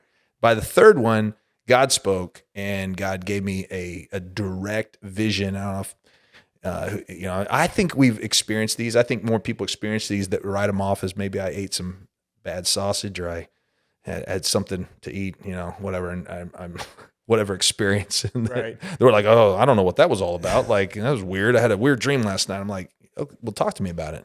It didn't make much sense. I'm like, well, sometimes they don't make much sense, but they're pointing to something. I think biblically dreams and stuff, they mean something. Sure. And more than we realize. And so I had a dream that I was in my mother's womb, and I could audibly hear the contemplation of, do we terminate this life? Do we keep this life? What do we do? This wrestling, this torment that my mom was experiencing. And I was in the womb experiencing that. And so when I woke up and I dismissed that until somebody pivotal in my life looks at me, and I'm responding out of this authority. I had this moment with authority at the Rock, and I didn't respond well. I responded like out of character, pissed off. Like the wall cracked, right? The pressure had gotten so much. They were asking me to do something, and I kind of exploded. And this person looks at me and goes, "That's not you." Like, there's something not right. And they didn't mean attack and accusatory. Something not right. Well, the genesis really of it was my going clear back to birth, feeling like I was not wanted, rejected. And that Discover Freedom took me down that path of the spirit of rejection had entered me in the womb. When I was in my mother's womb, the spirit of rejection, the enemy was trying to use that nobody wants you. So my whole life was spent. This is the crazy thing, the twisty thing, because I thrived in areas of performance, but I secretly, nobody would know, I secretly never felt like I was enough, never felt like people loved me, never felt like people accepted me. Rejection. Whether or not you rejected me or not, I felt rejected. Right. You weren't going to change that deep-seated feeling in me. That's trippy. So even my wife, as my wife loved me, do you know I secretly felt? She'll probably leave me. If she knew who I was, if she knew the crazy thoughts that I have in my head sometimes, she wouldn't want none of this. So what broke the cycle then? One of them just gets you to recognize it. Right. So now it's recognizing this is where I'm at. So I recognize that this is happening through that dream, that vision, and through this person, and through this episode that's happening at age 35. I'm like, I'm a fractured person. What do I do with this? Like, it's fracturing me wide open. Like, if you could have a visual, it's like a big crack in a dam or a crack in a wall, and now stuff is flowing out, and you're like, I don't know what to do with this. So now it's counseling. It's going to 4th level individual counseling to get to the root. And so now I spent 2 intensive days. I spent 10 hours. You talk about like feeling the first day I was wiped out. I could barely drive home. I was so wiped by the extensiveness of going to the depths of like me and figuring out that I'm a fractured person. I've been functioning in so many ways through my hurt, the spirit of rejection, but then my hurt, my trauma. All these things were just layered, and we had to start to peel them back. and slowly start to peel back. Now, somebody asked me, so through those 2 days, they said, well, what's the greatest thing, your takeaway? And I said, self-awareness. And I'm convinced most people are lacking it. Not just your gifting, not just being aware of, oh, I'm really good at this, or I'm really good at that, or, oh yeah, I kind of get angry here. No, deep identity of who am I? Who am I? What are the things I value the most? What are the things that have happened to me that I don't have to, there's things that happen to me that I don't need to own. Does that mean they're parts of my story that I own, that they're parts of my story, but I didn't choose them. Right. They happened to me. Yeah. And I had to really be able to own that like that was not right. That was wrong. And you didn't choose it. It happened to you. And now when I did that, now I can tell my story freely. Like I've never told my story outside of after 35. I've told my story. I got up and preached it. I've shared it. I'll share it again and again and again to help people. But I would never let you in on that place before that. I didn't let my wife in. I didn't let my parents in. I didn't let anybody in. Nobody. So your wife and your parents didn't know that you were sexually abused until you went through Discover Freedom? Until I got healing, yeah. Wow. And nobody knew. Man. Nobody knew these things. And then they probably were like, oh, man. they were probably like, it all makes sense now. Well, I think my wife, I will say this. I gave my wife some hints along the way as I struggle with pornography and different things in our marriage. And when we were first married, I let her in as much as I could to excuse away behavior. Let's say it that way. Yeah. Yeah. So I was really good at that, letting people in far enough to where you felt something from me, but I didn't have to go all the way. Right. And that. Well, yeah, I think probably full transparency, goes back to, like, don't waste your pearls on swine. Like, you don't know what people are going to do with that, and you're probably not that comfortable sharing that with just anybody because you don't really know what the purpose of you sharing it would be. Like, is this, what I'm sharing with you gonna help you, or is it not, or get to a point to where like it doesn't really matter. I'm going to be transparently who I am because you'll have a better understanding, and we'll connect. Yeah. And being a relational driven individual like you are, it's like, how can I get that connection with everybody? Yeah. The what I've learned out of it is I believe that the single greatest connecting piece to all of humanity is pain. That every single person has experienced pain. You will not skirt it. We won't. We're not going to skirt. Now, some people, and you could say joy on the other side, and I think that is, but the pain connects us because while you may not, you say, well, I don't have that story. Yeah, but talk to me about your pain. Like, you know what I mean? Everyone has it. Yeah. And everyone's got a different version of it. Yeah. I mean, So this year has been a fairly difficult year in multiple ways. I lost my favorite dog that I never even knew I could be that connected to. And when he died, when I got the call that they couldn't save him, that pain, I'm like, I haven't felt that deep depth of pain, and he's a dog. Hey, you know what I mean? Like, don't have dogs, don't get it. He's a dog. If there's a cat, but I'm like, but I'm like, holy smokes! And then my dad, here comes my dad dies. Yeah. And I thought I dealt with this because kind of that was a process. Dad had Parkinson's. Dad had dementia. Dad had these things, and he dies in June. And I do the funeral, and I'm good. Like, I'm rolling. I'm not good, but I'm good. And I do the funeral, and then the day after the funeral comes, and I'm blasted. Yeah. And now it comes rushing in. And if I'm not too careful here, I feel the emotions swelling up in me because it's not so much the death, it's the absence and the absence of presence that I think we cannot, and it's given me a greater appreciation that you just wouldn't know if you hadn't experienced it, right? Like, it's hard to communicate.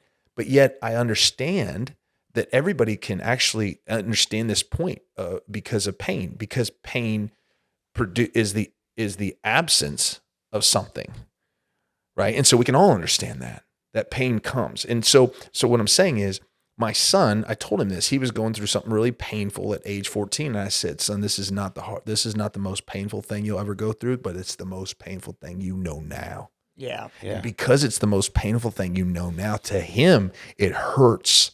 Like when I lost Hank or I lost my dad. You know what I mean? Yeah. So we can't trivialize pain is what I'm saying. So when we sit and I share my story and someone says, man, I've never been through that. But I said, you don't have to have gone through this. Talk to me about your deepest hurt. Because to you, that's the deepest thing, you know, and it connects us because it makes us vulnerable. It makes, and it, man, how can you truly, like when somebody shares something like that in those depths, I mean, and it's really, really difficult to not see people in a different way. Yeah. You know? And so, you know, even people that have hurt you. So I see the person who hurt me in a different way. And somebody would be like, you know, because I know him. I still know him. I pray for him. You know what I mean? I'm not, there's not, now I couldn't say that pre-35, don't want nothing to do with you, don't want to see you, don't want to know you. If you fell off the face of the planet, that's fine with me. Right. Now I'm like, no, because his pain produced something in him and it produced more pain. Hurting people hurt people. Yeah. Hurt. Yeah. And so we have to, I think it's just so pivotal that us as followers of Christ, as men who are leading families, we have to come to grips with that and utilize that pain to connect to people so that we stop those cycles. Because these conversations I never had. Well, and it's not my dad's fault to say he didn't have the tools. How was he supposed to have these conversations? It would be like going back to what we were talking about earlier. It'd be like my dad, you know, he knew a lot about sports, but let's say he was a dad that didn't. It'd be like him trying to coach something that he has no business. Well, he knew nothing about soccer, or swimming. Right. It'd be like him trying to do that. He didn't have the tools to be able to help me become emotionally healthy, to help me become an emotional, healthy man. Yeah. So I grew up. Everybody looked at me, I'm a man, but I'm not. I'm still a boy. Yeah. I was still a boy. And I know that takes humbling of men. But I really believe if we could do this together as men, of call men to this space where they can just acknowledge in a safe space of men, like, I'm a boy. I still function with emotionally stunted attitudes, right? And that was me, 35. And so when it broke, first of all, I was exhausted. Second of all, when I came out, there began an acceleration because I was stunted. But what was beautiful is there began an acceleration of growth. So I began to grow emotionally healthy as a man in in an accelerated process. Right. It was incredible. Like I began to see so things that once were like blind spots. It was like, oh, I see why I'm getting angry right here. I see where my wife's saying this, and I used to feel like this certain feeling of rejection, and now I'm like, oh no, she loves me. She cares about me. She's just saying this because she cares about me. Right. Not because she thinks I'm less than, or, you know, and I'm not saying I'm perfect at it, because there will be still times she'll say something and I'm like, ugh, oh, that attacks my manhood right there. That hurts me, you know, and I'll get all in my feelings like a 10-year-old, or I'll throw a fit like a 10, because I used to throw man fits.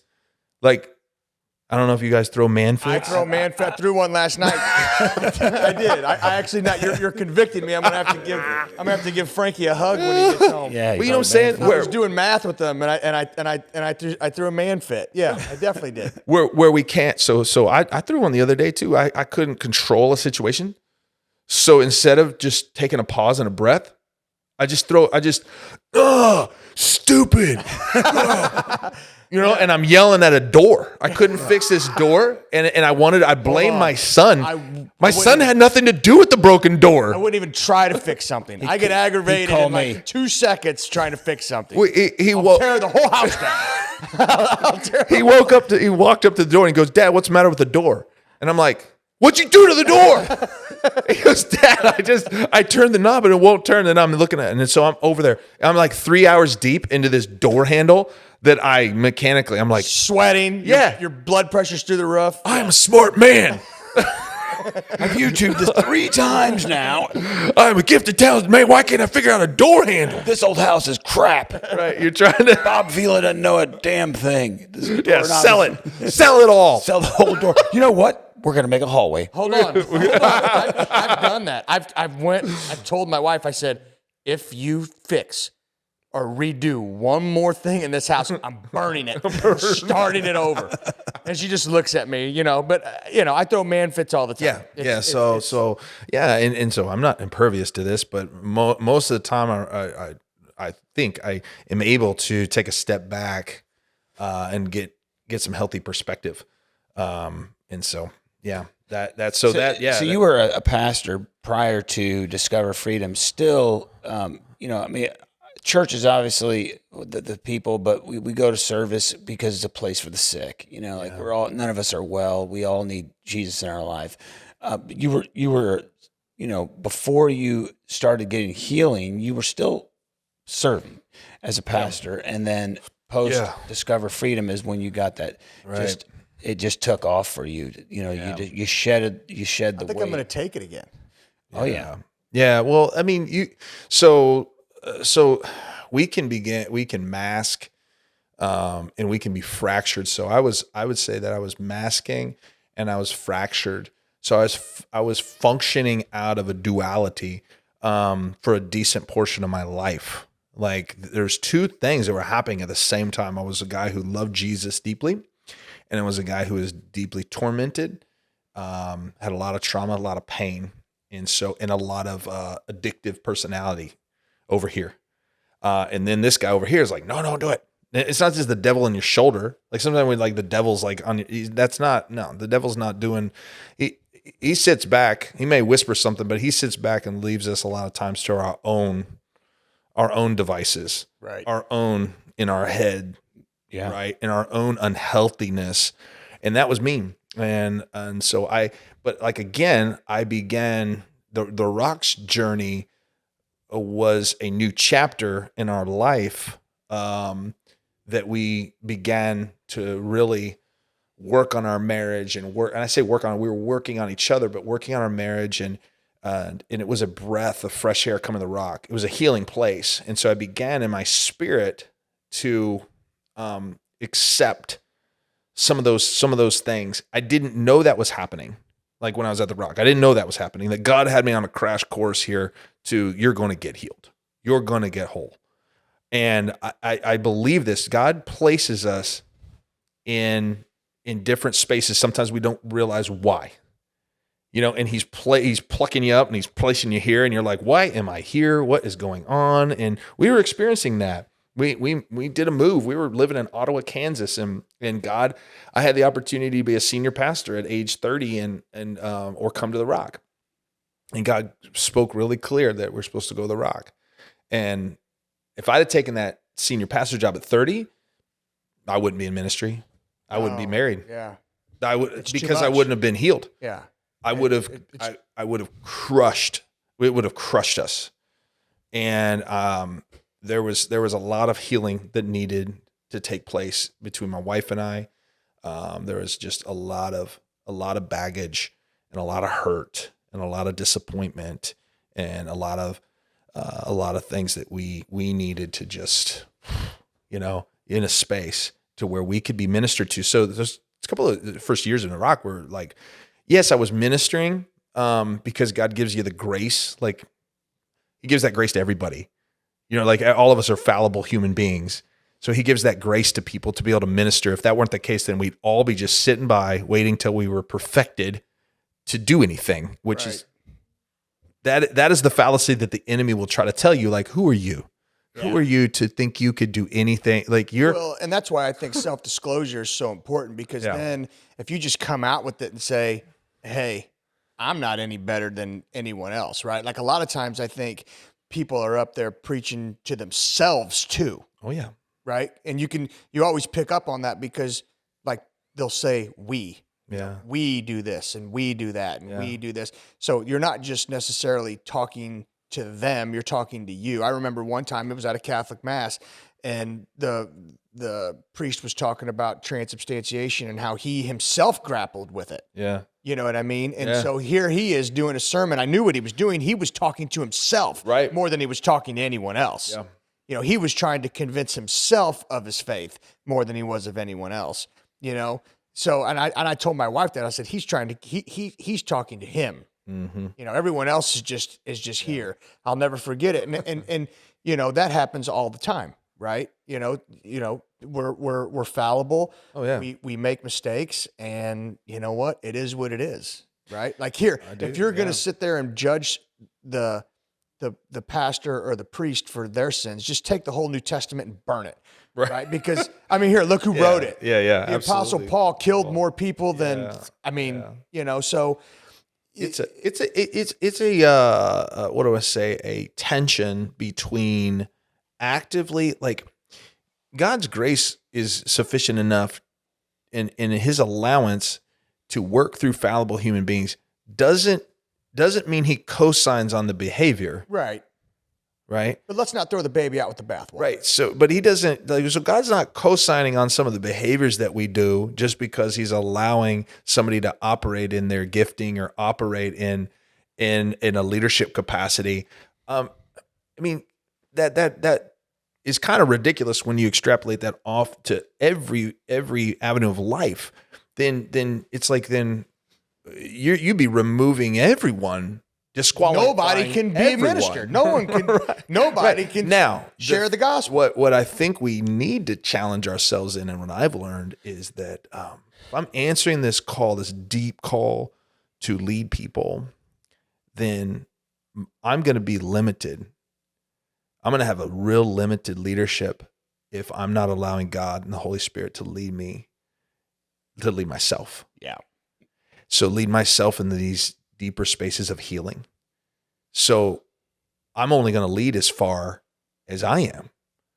And sometimes that can be smoke and mirrors in leadership in all kinds of avenues. You think about even in the natural, in people's life, in the business and sports and coaching and stuff like that. Sometimes you realize you're around somebody, you realize, wow, they don't know as much as I thought they did. Yeah.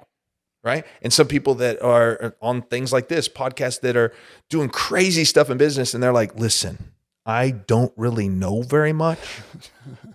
I've just applied what I've known, and over consistency has brought result. You know what I mean? And you find these things. And I think what I've challenged with the last, especially decade, the last 10 years of my life, is God is challenging me. He's like, Curt, like, if you want to lead people and you want to, like, because I do have a desperation, a passion to not just lead people to be like lead 1,000 people. That's not a church or that's not, no. I have a deep passion to lead people into a depth of their identity and their purpose. And it is, I think more people are linking and connecting their identity in their purpose to things that are not kingdom, and they're not from God. Yeah.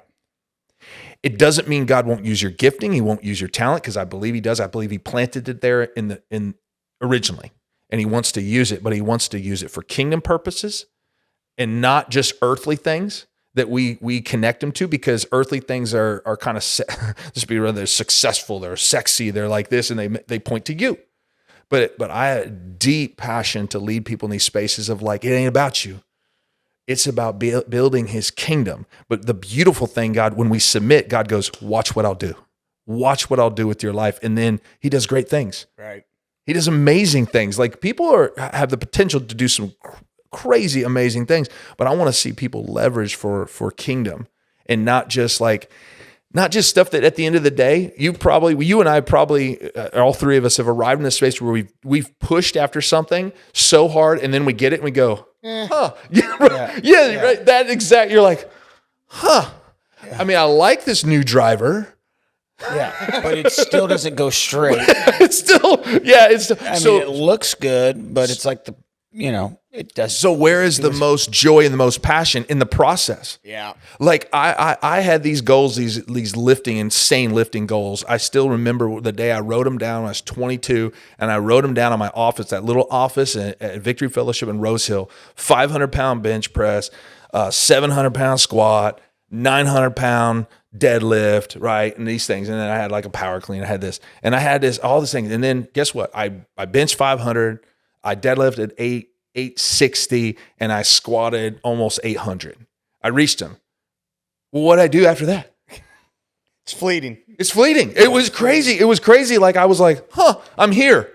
And then I go, gosh, you know what most of the joy was? The process of it. Yeah. It was so much fun, like getting after it and going after it. So then I just made new goals in fitness. I just was like, but then now I'm in this thing. I just love being in the process. Yeah. I love enjoying doing what I do. Like I love moving my body. I love to the glory of God. Like I actually am in love with the process. And then with the process produces results.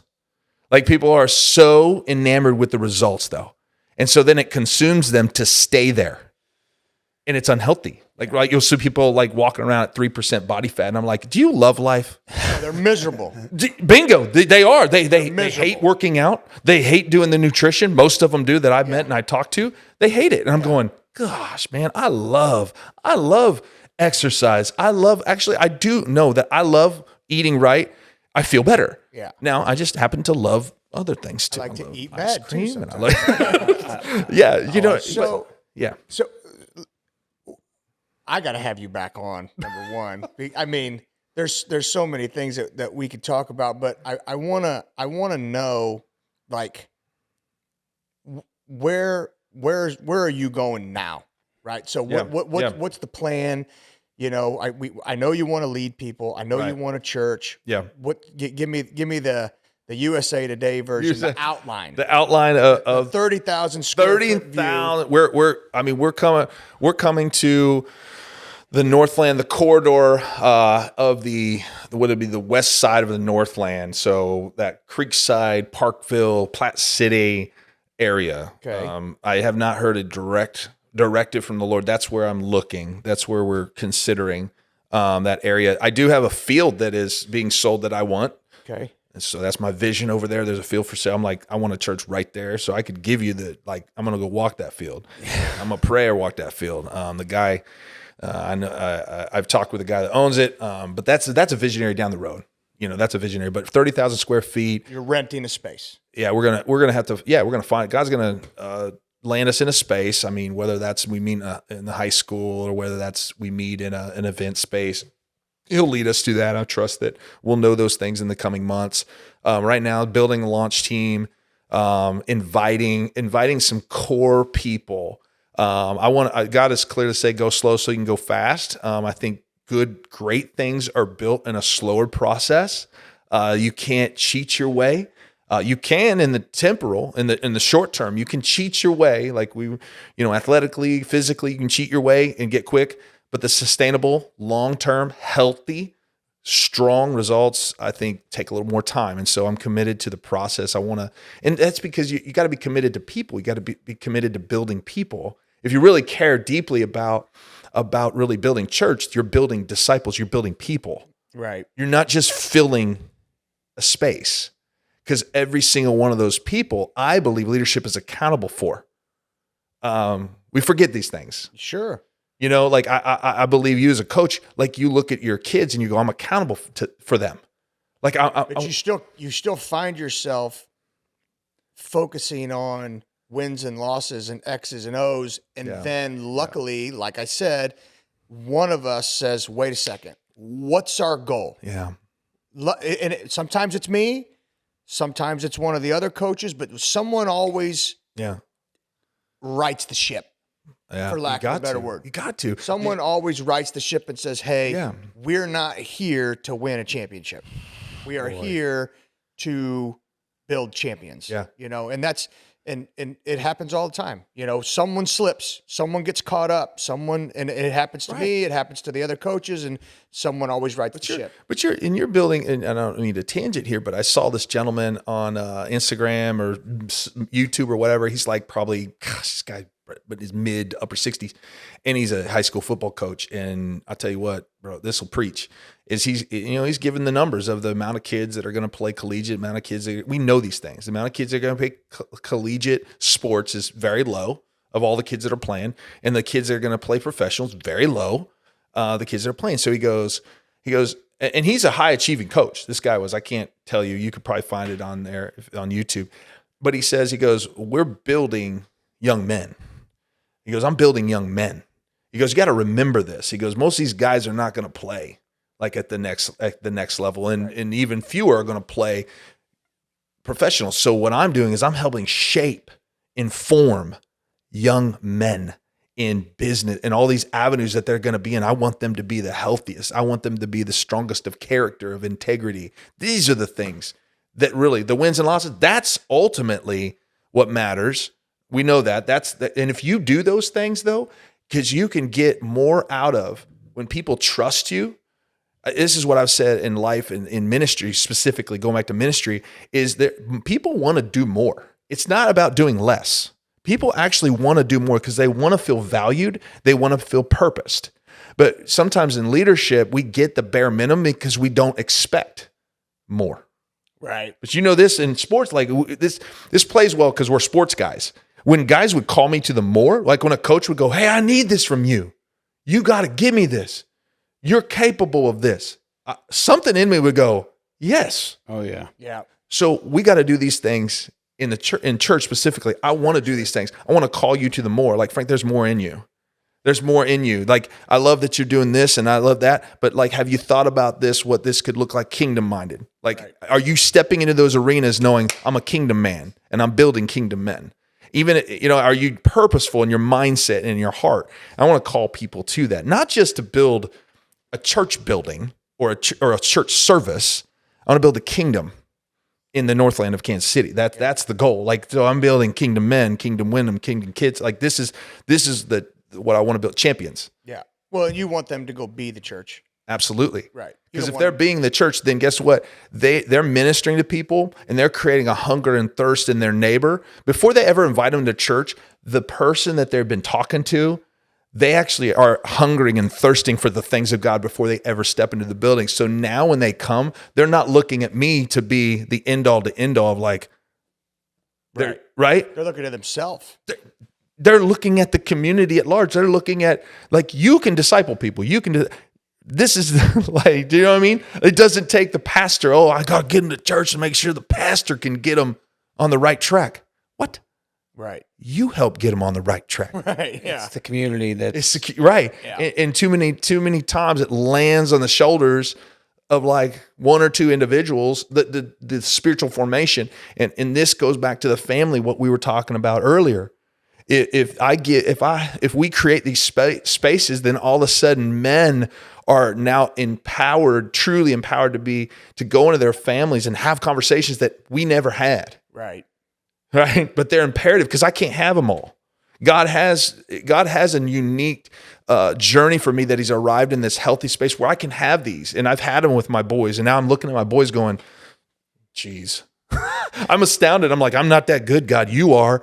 But these guys, they think a different way. So even the things that we were saying earlier about the way that young men, boys will be boys, I'm going to tell you, I know that that's not true. I know that there's young men who totally see life in relationship and sexuality different. Yeah. Because they've had the conversations about identity and purpose at a very young age. And so when they are faced with those, they go, that's not who I am. Right. That's not God's best for me. And that's not how I'm going to treat God's daughter. Right. I'm not going to do that. Right. And it's like so nonchalant. It's so like, it's just natural. Right. Whereas you and I, that was not like, I'm Very like, hello. unnatural. No, I'm like, oh yes, I like what I see there. Right. And it's fighting to not have those thoughts. It's fighting against it. And it's like, no, it should be the other way. It should literally be not even a temptation, that's not even a temptation because it's like, it's not who I am. Right. I mean, there's things that you're not tempted by because there's things that you really. Here, I'll be honest with you. I hear about all these people and this porn addiction, and that does nothing for me. Right. You know what I mean? It's, Right. If it's anything, it's not going to be porn. Right. Okay. It may be drugs. It may be another woman. I don't know what it is, but Right. that is not so. But that's clearly an issue. That I just can't wrap my head around. We've been at church. We've heard people, discuss it, disclose their issues, how they beat it, Right. how they got through it with their spouse, things Yeah. like that. And I'm looking at my wife going, I don't wrap my head around that. Right. You know what I mean? That's not something I can wrap my head around. But the guy that came in that struggled with promiscuity, the guy that came in that struggled with drug abuse, alcoholism, I get that, right? Right. I can wrap my head around that stuff. Right. So, but here, that torment, it's going to come in all kinds of different ways. Absolutely. You know what I mean? Because people are different, and the devil's smarter than we are. I mean, it is what it is, right? So, Yeah. so that stuff's going to come. It comes as anxiety. It comes as depression. It comes as addiction in the form of pornography, alcohol, Right. women, Right. drugs. I mean, there's all kinds of way that it's going to come at you. Yep. You need to be smart enough to know you have to study it the way you would study any other enemy and say, okay, now how is he potentially going to come at me? Yep. Right. And ultimately what you're going to say is, hell, I don't know. I got to go pray. Right. You know what I mean? Well, equip me. Equip me. Equip me. Right. Well, the reason I asked you that was because there's things that I can very easily go in, and I'm paraphrasing, and you may not say these exact words, but you just go, that's not who I am. Like you don't struggle with that because you're like, you don't even think about it. That's what I'm saying. You don't even think. So why, if I can have the full identity of Christ, then all of those things become that. Right. Like it's not even the decision to be made. I've already made the decision. It's like I didn't understand that when I said yes to my wife, there shouldn't even have been a thought about a potential other decision. Right. I already made the decision. Right. I decided to be in covenant with you. All other decisions are not even decisions. They're not even to be thought about.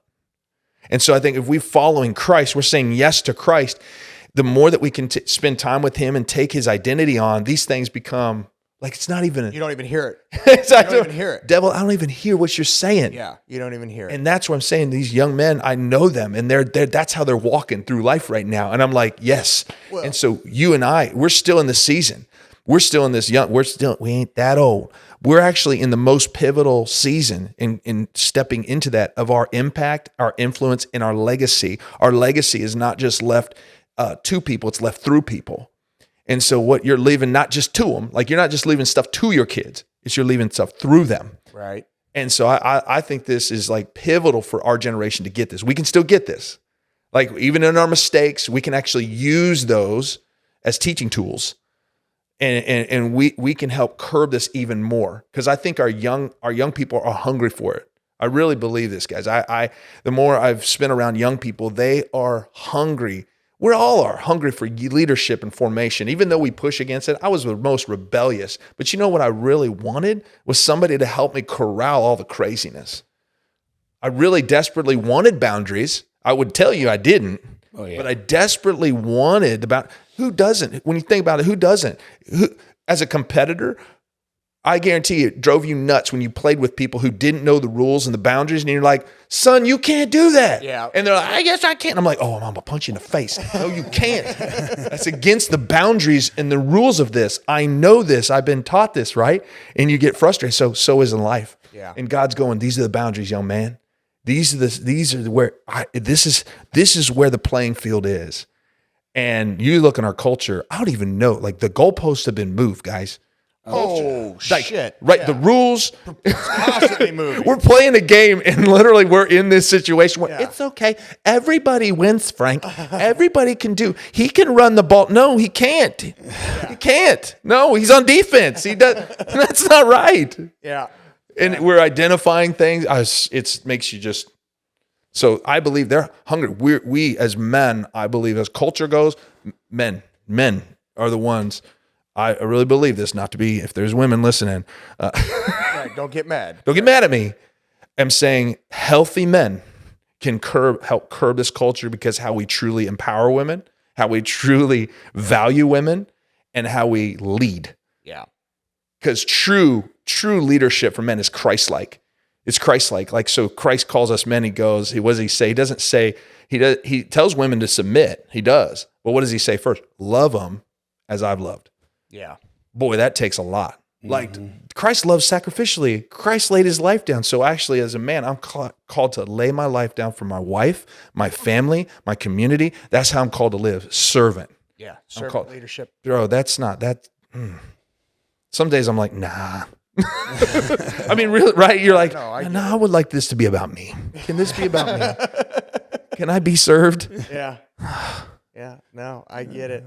Well, listen, I want to have you back on. Sure. I certainly want to have you back on once you get the church established. Yeah. And it's coming. I definitely want to do that.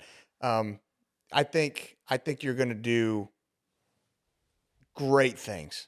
I mean, I'm really excited to watch this unfold. Absolutely. Yeah. You know what I mean? I'm really excited to watch this unfold, and I think, you know, you've went through what you've went through for a purpose. I think it's made you incredibly strong. I think it's made you an incredible leader, and I'm really excited to see where this goes. Thank you guys. Yep. Appreciate that. Yeah. You got to come back on. Though. Yeah. Yeah, absolutely. You got to come back on. This way we can, like, after you do like the big grand opening. You know, is that what you foresee, like a big grand opening type deal, or? Yeah, I mean, I see us creating. I would rather it be a slow, subversive.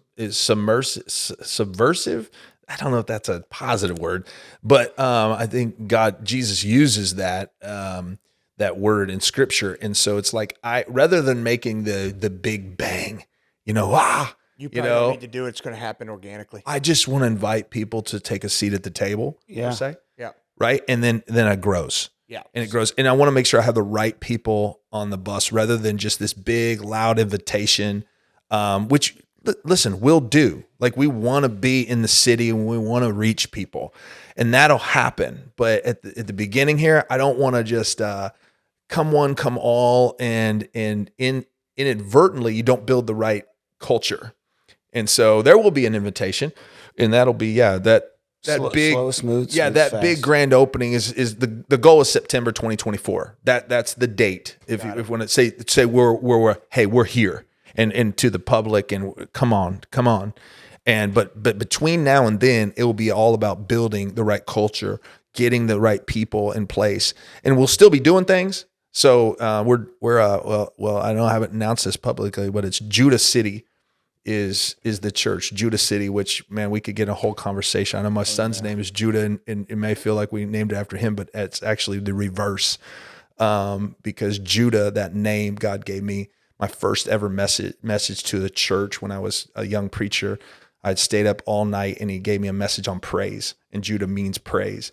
And so that's woven through our story. Yeah. And then we named him Judah, but it really came from the genesis of my first message that I preached. I was a nervous wreck. And I didn't go to sleep. I stayed at the church, and I prayed and I praised. That's awesome. And I believe that our lives are recentered when we praise, when we turn complaining to praise, when we turn aggravation to praise, frustration to praise, atmosphere changes. Yeah. It's hard to be.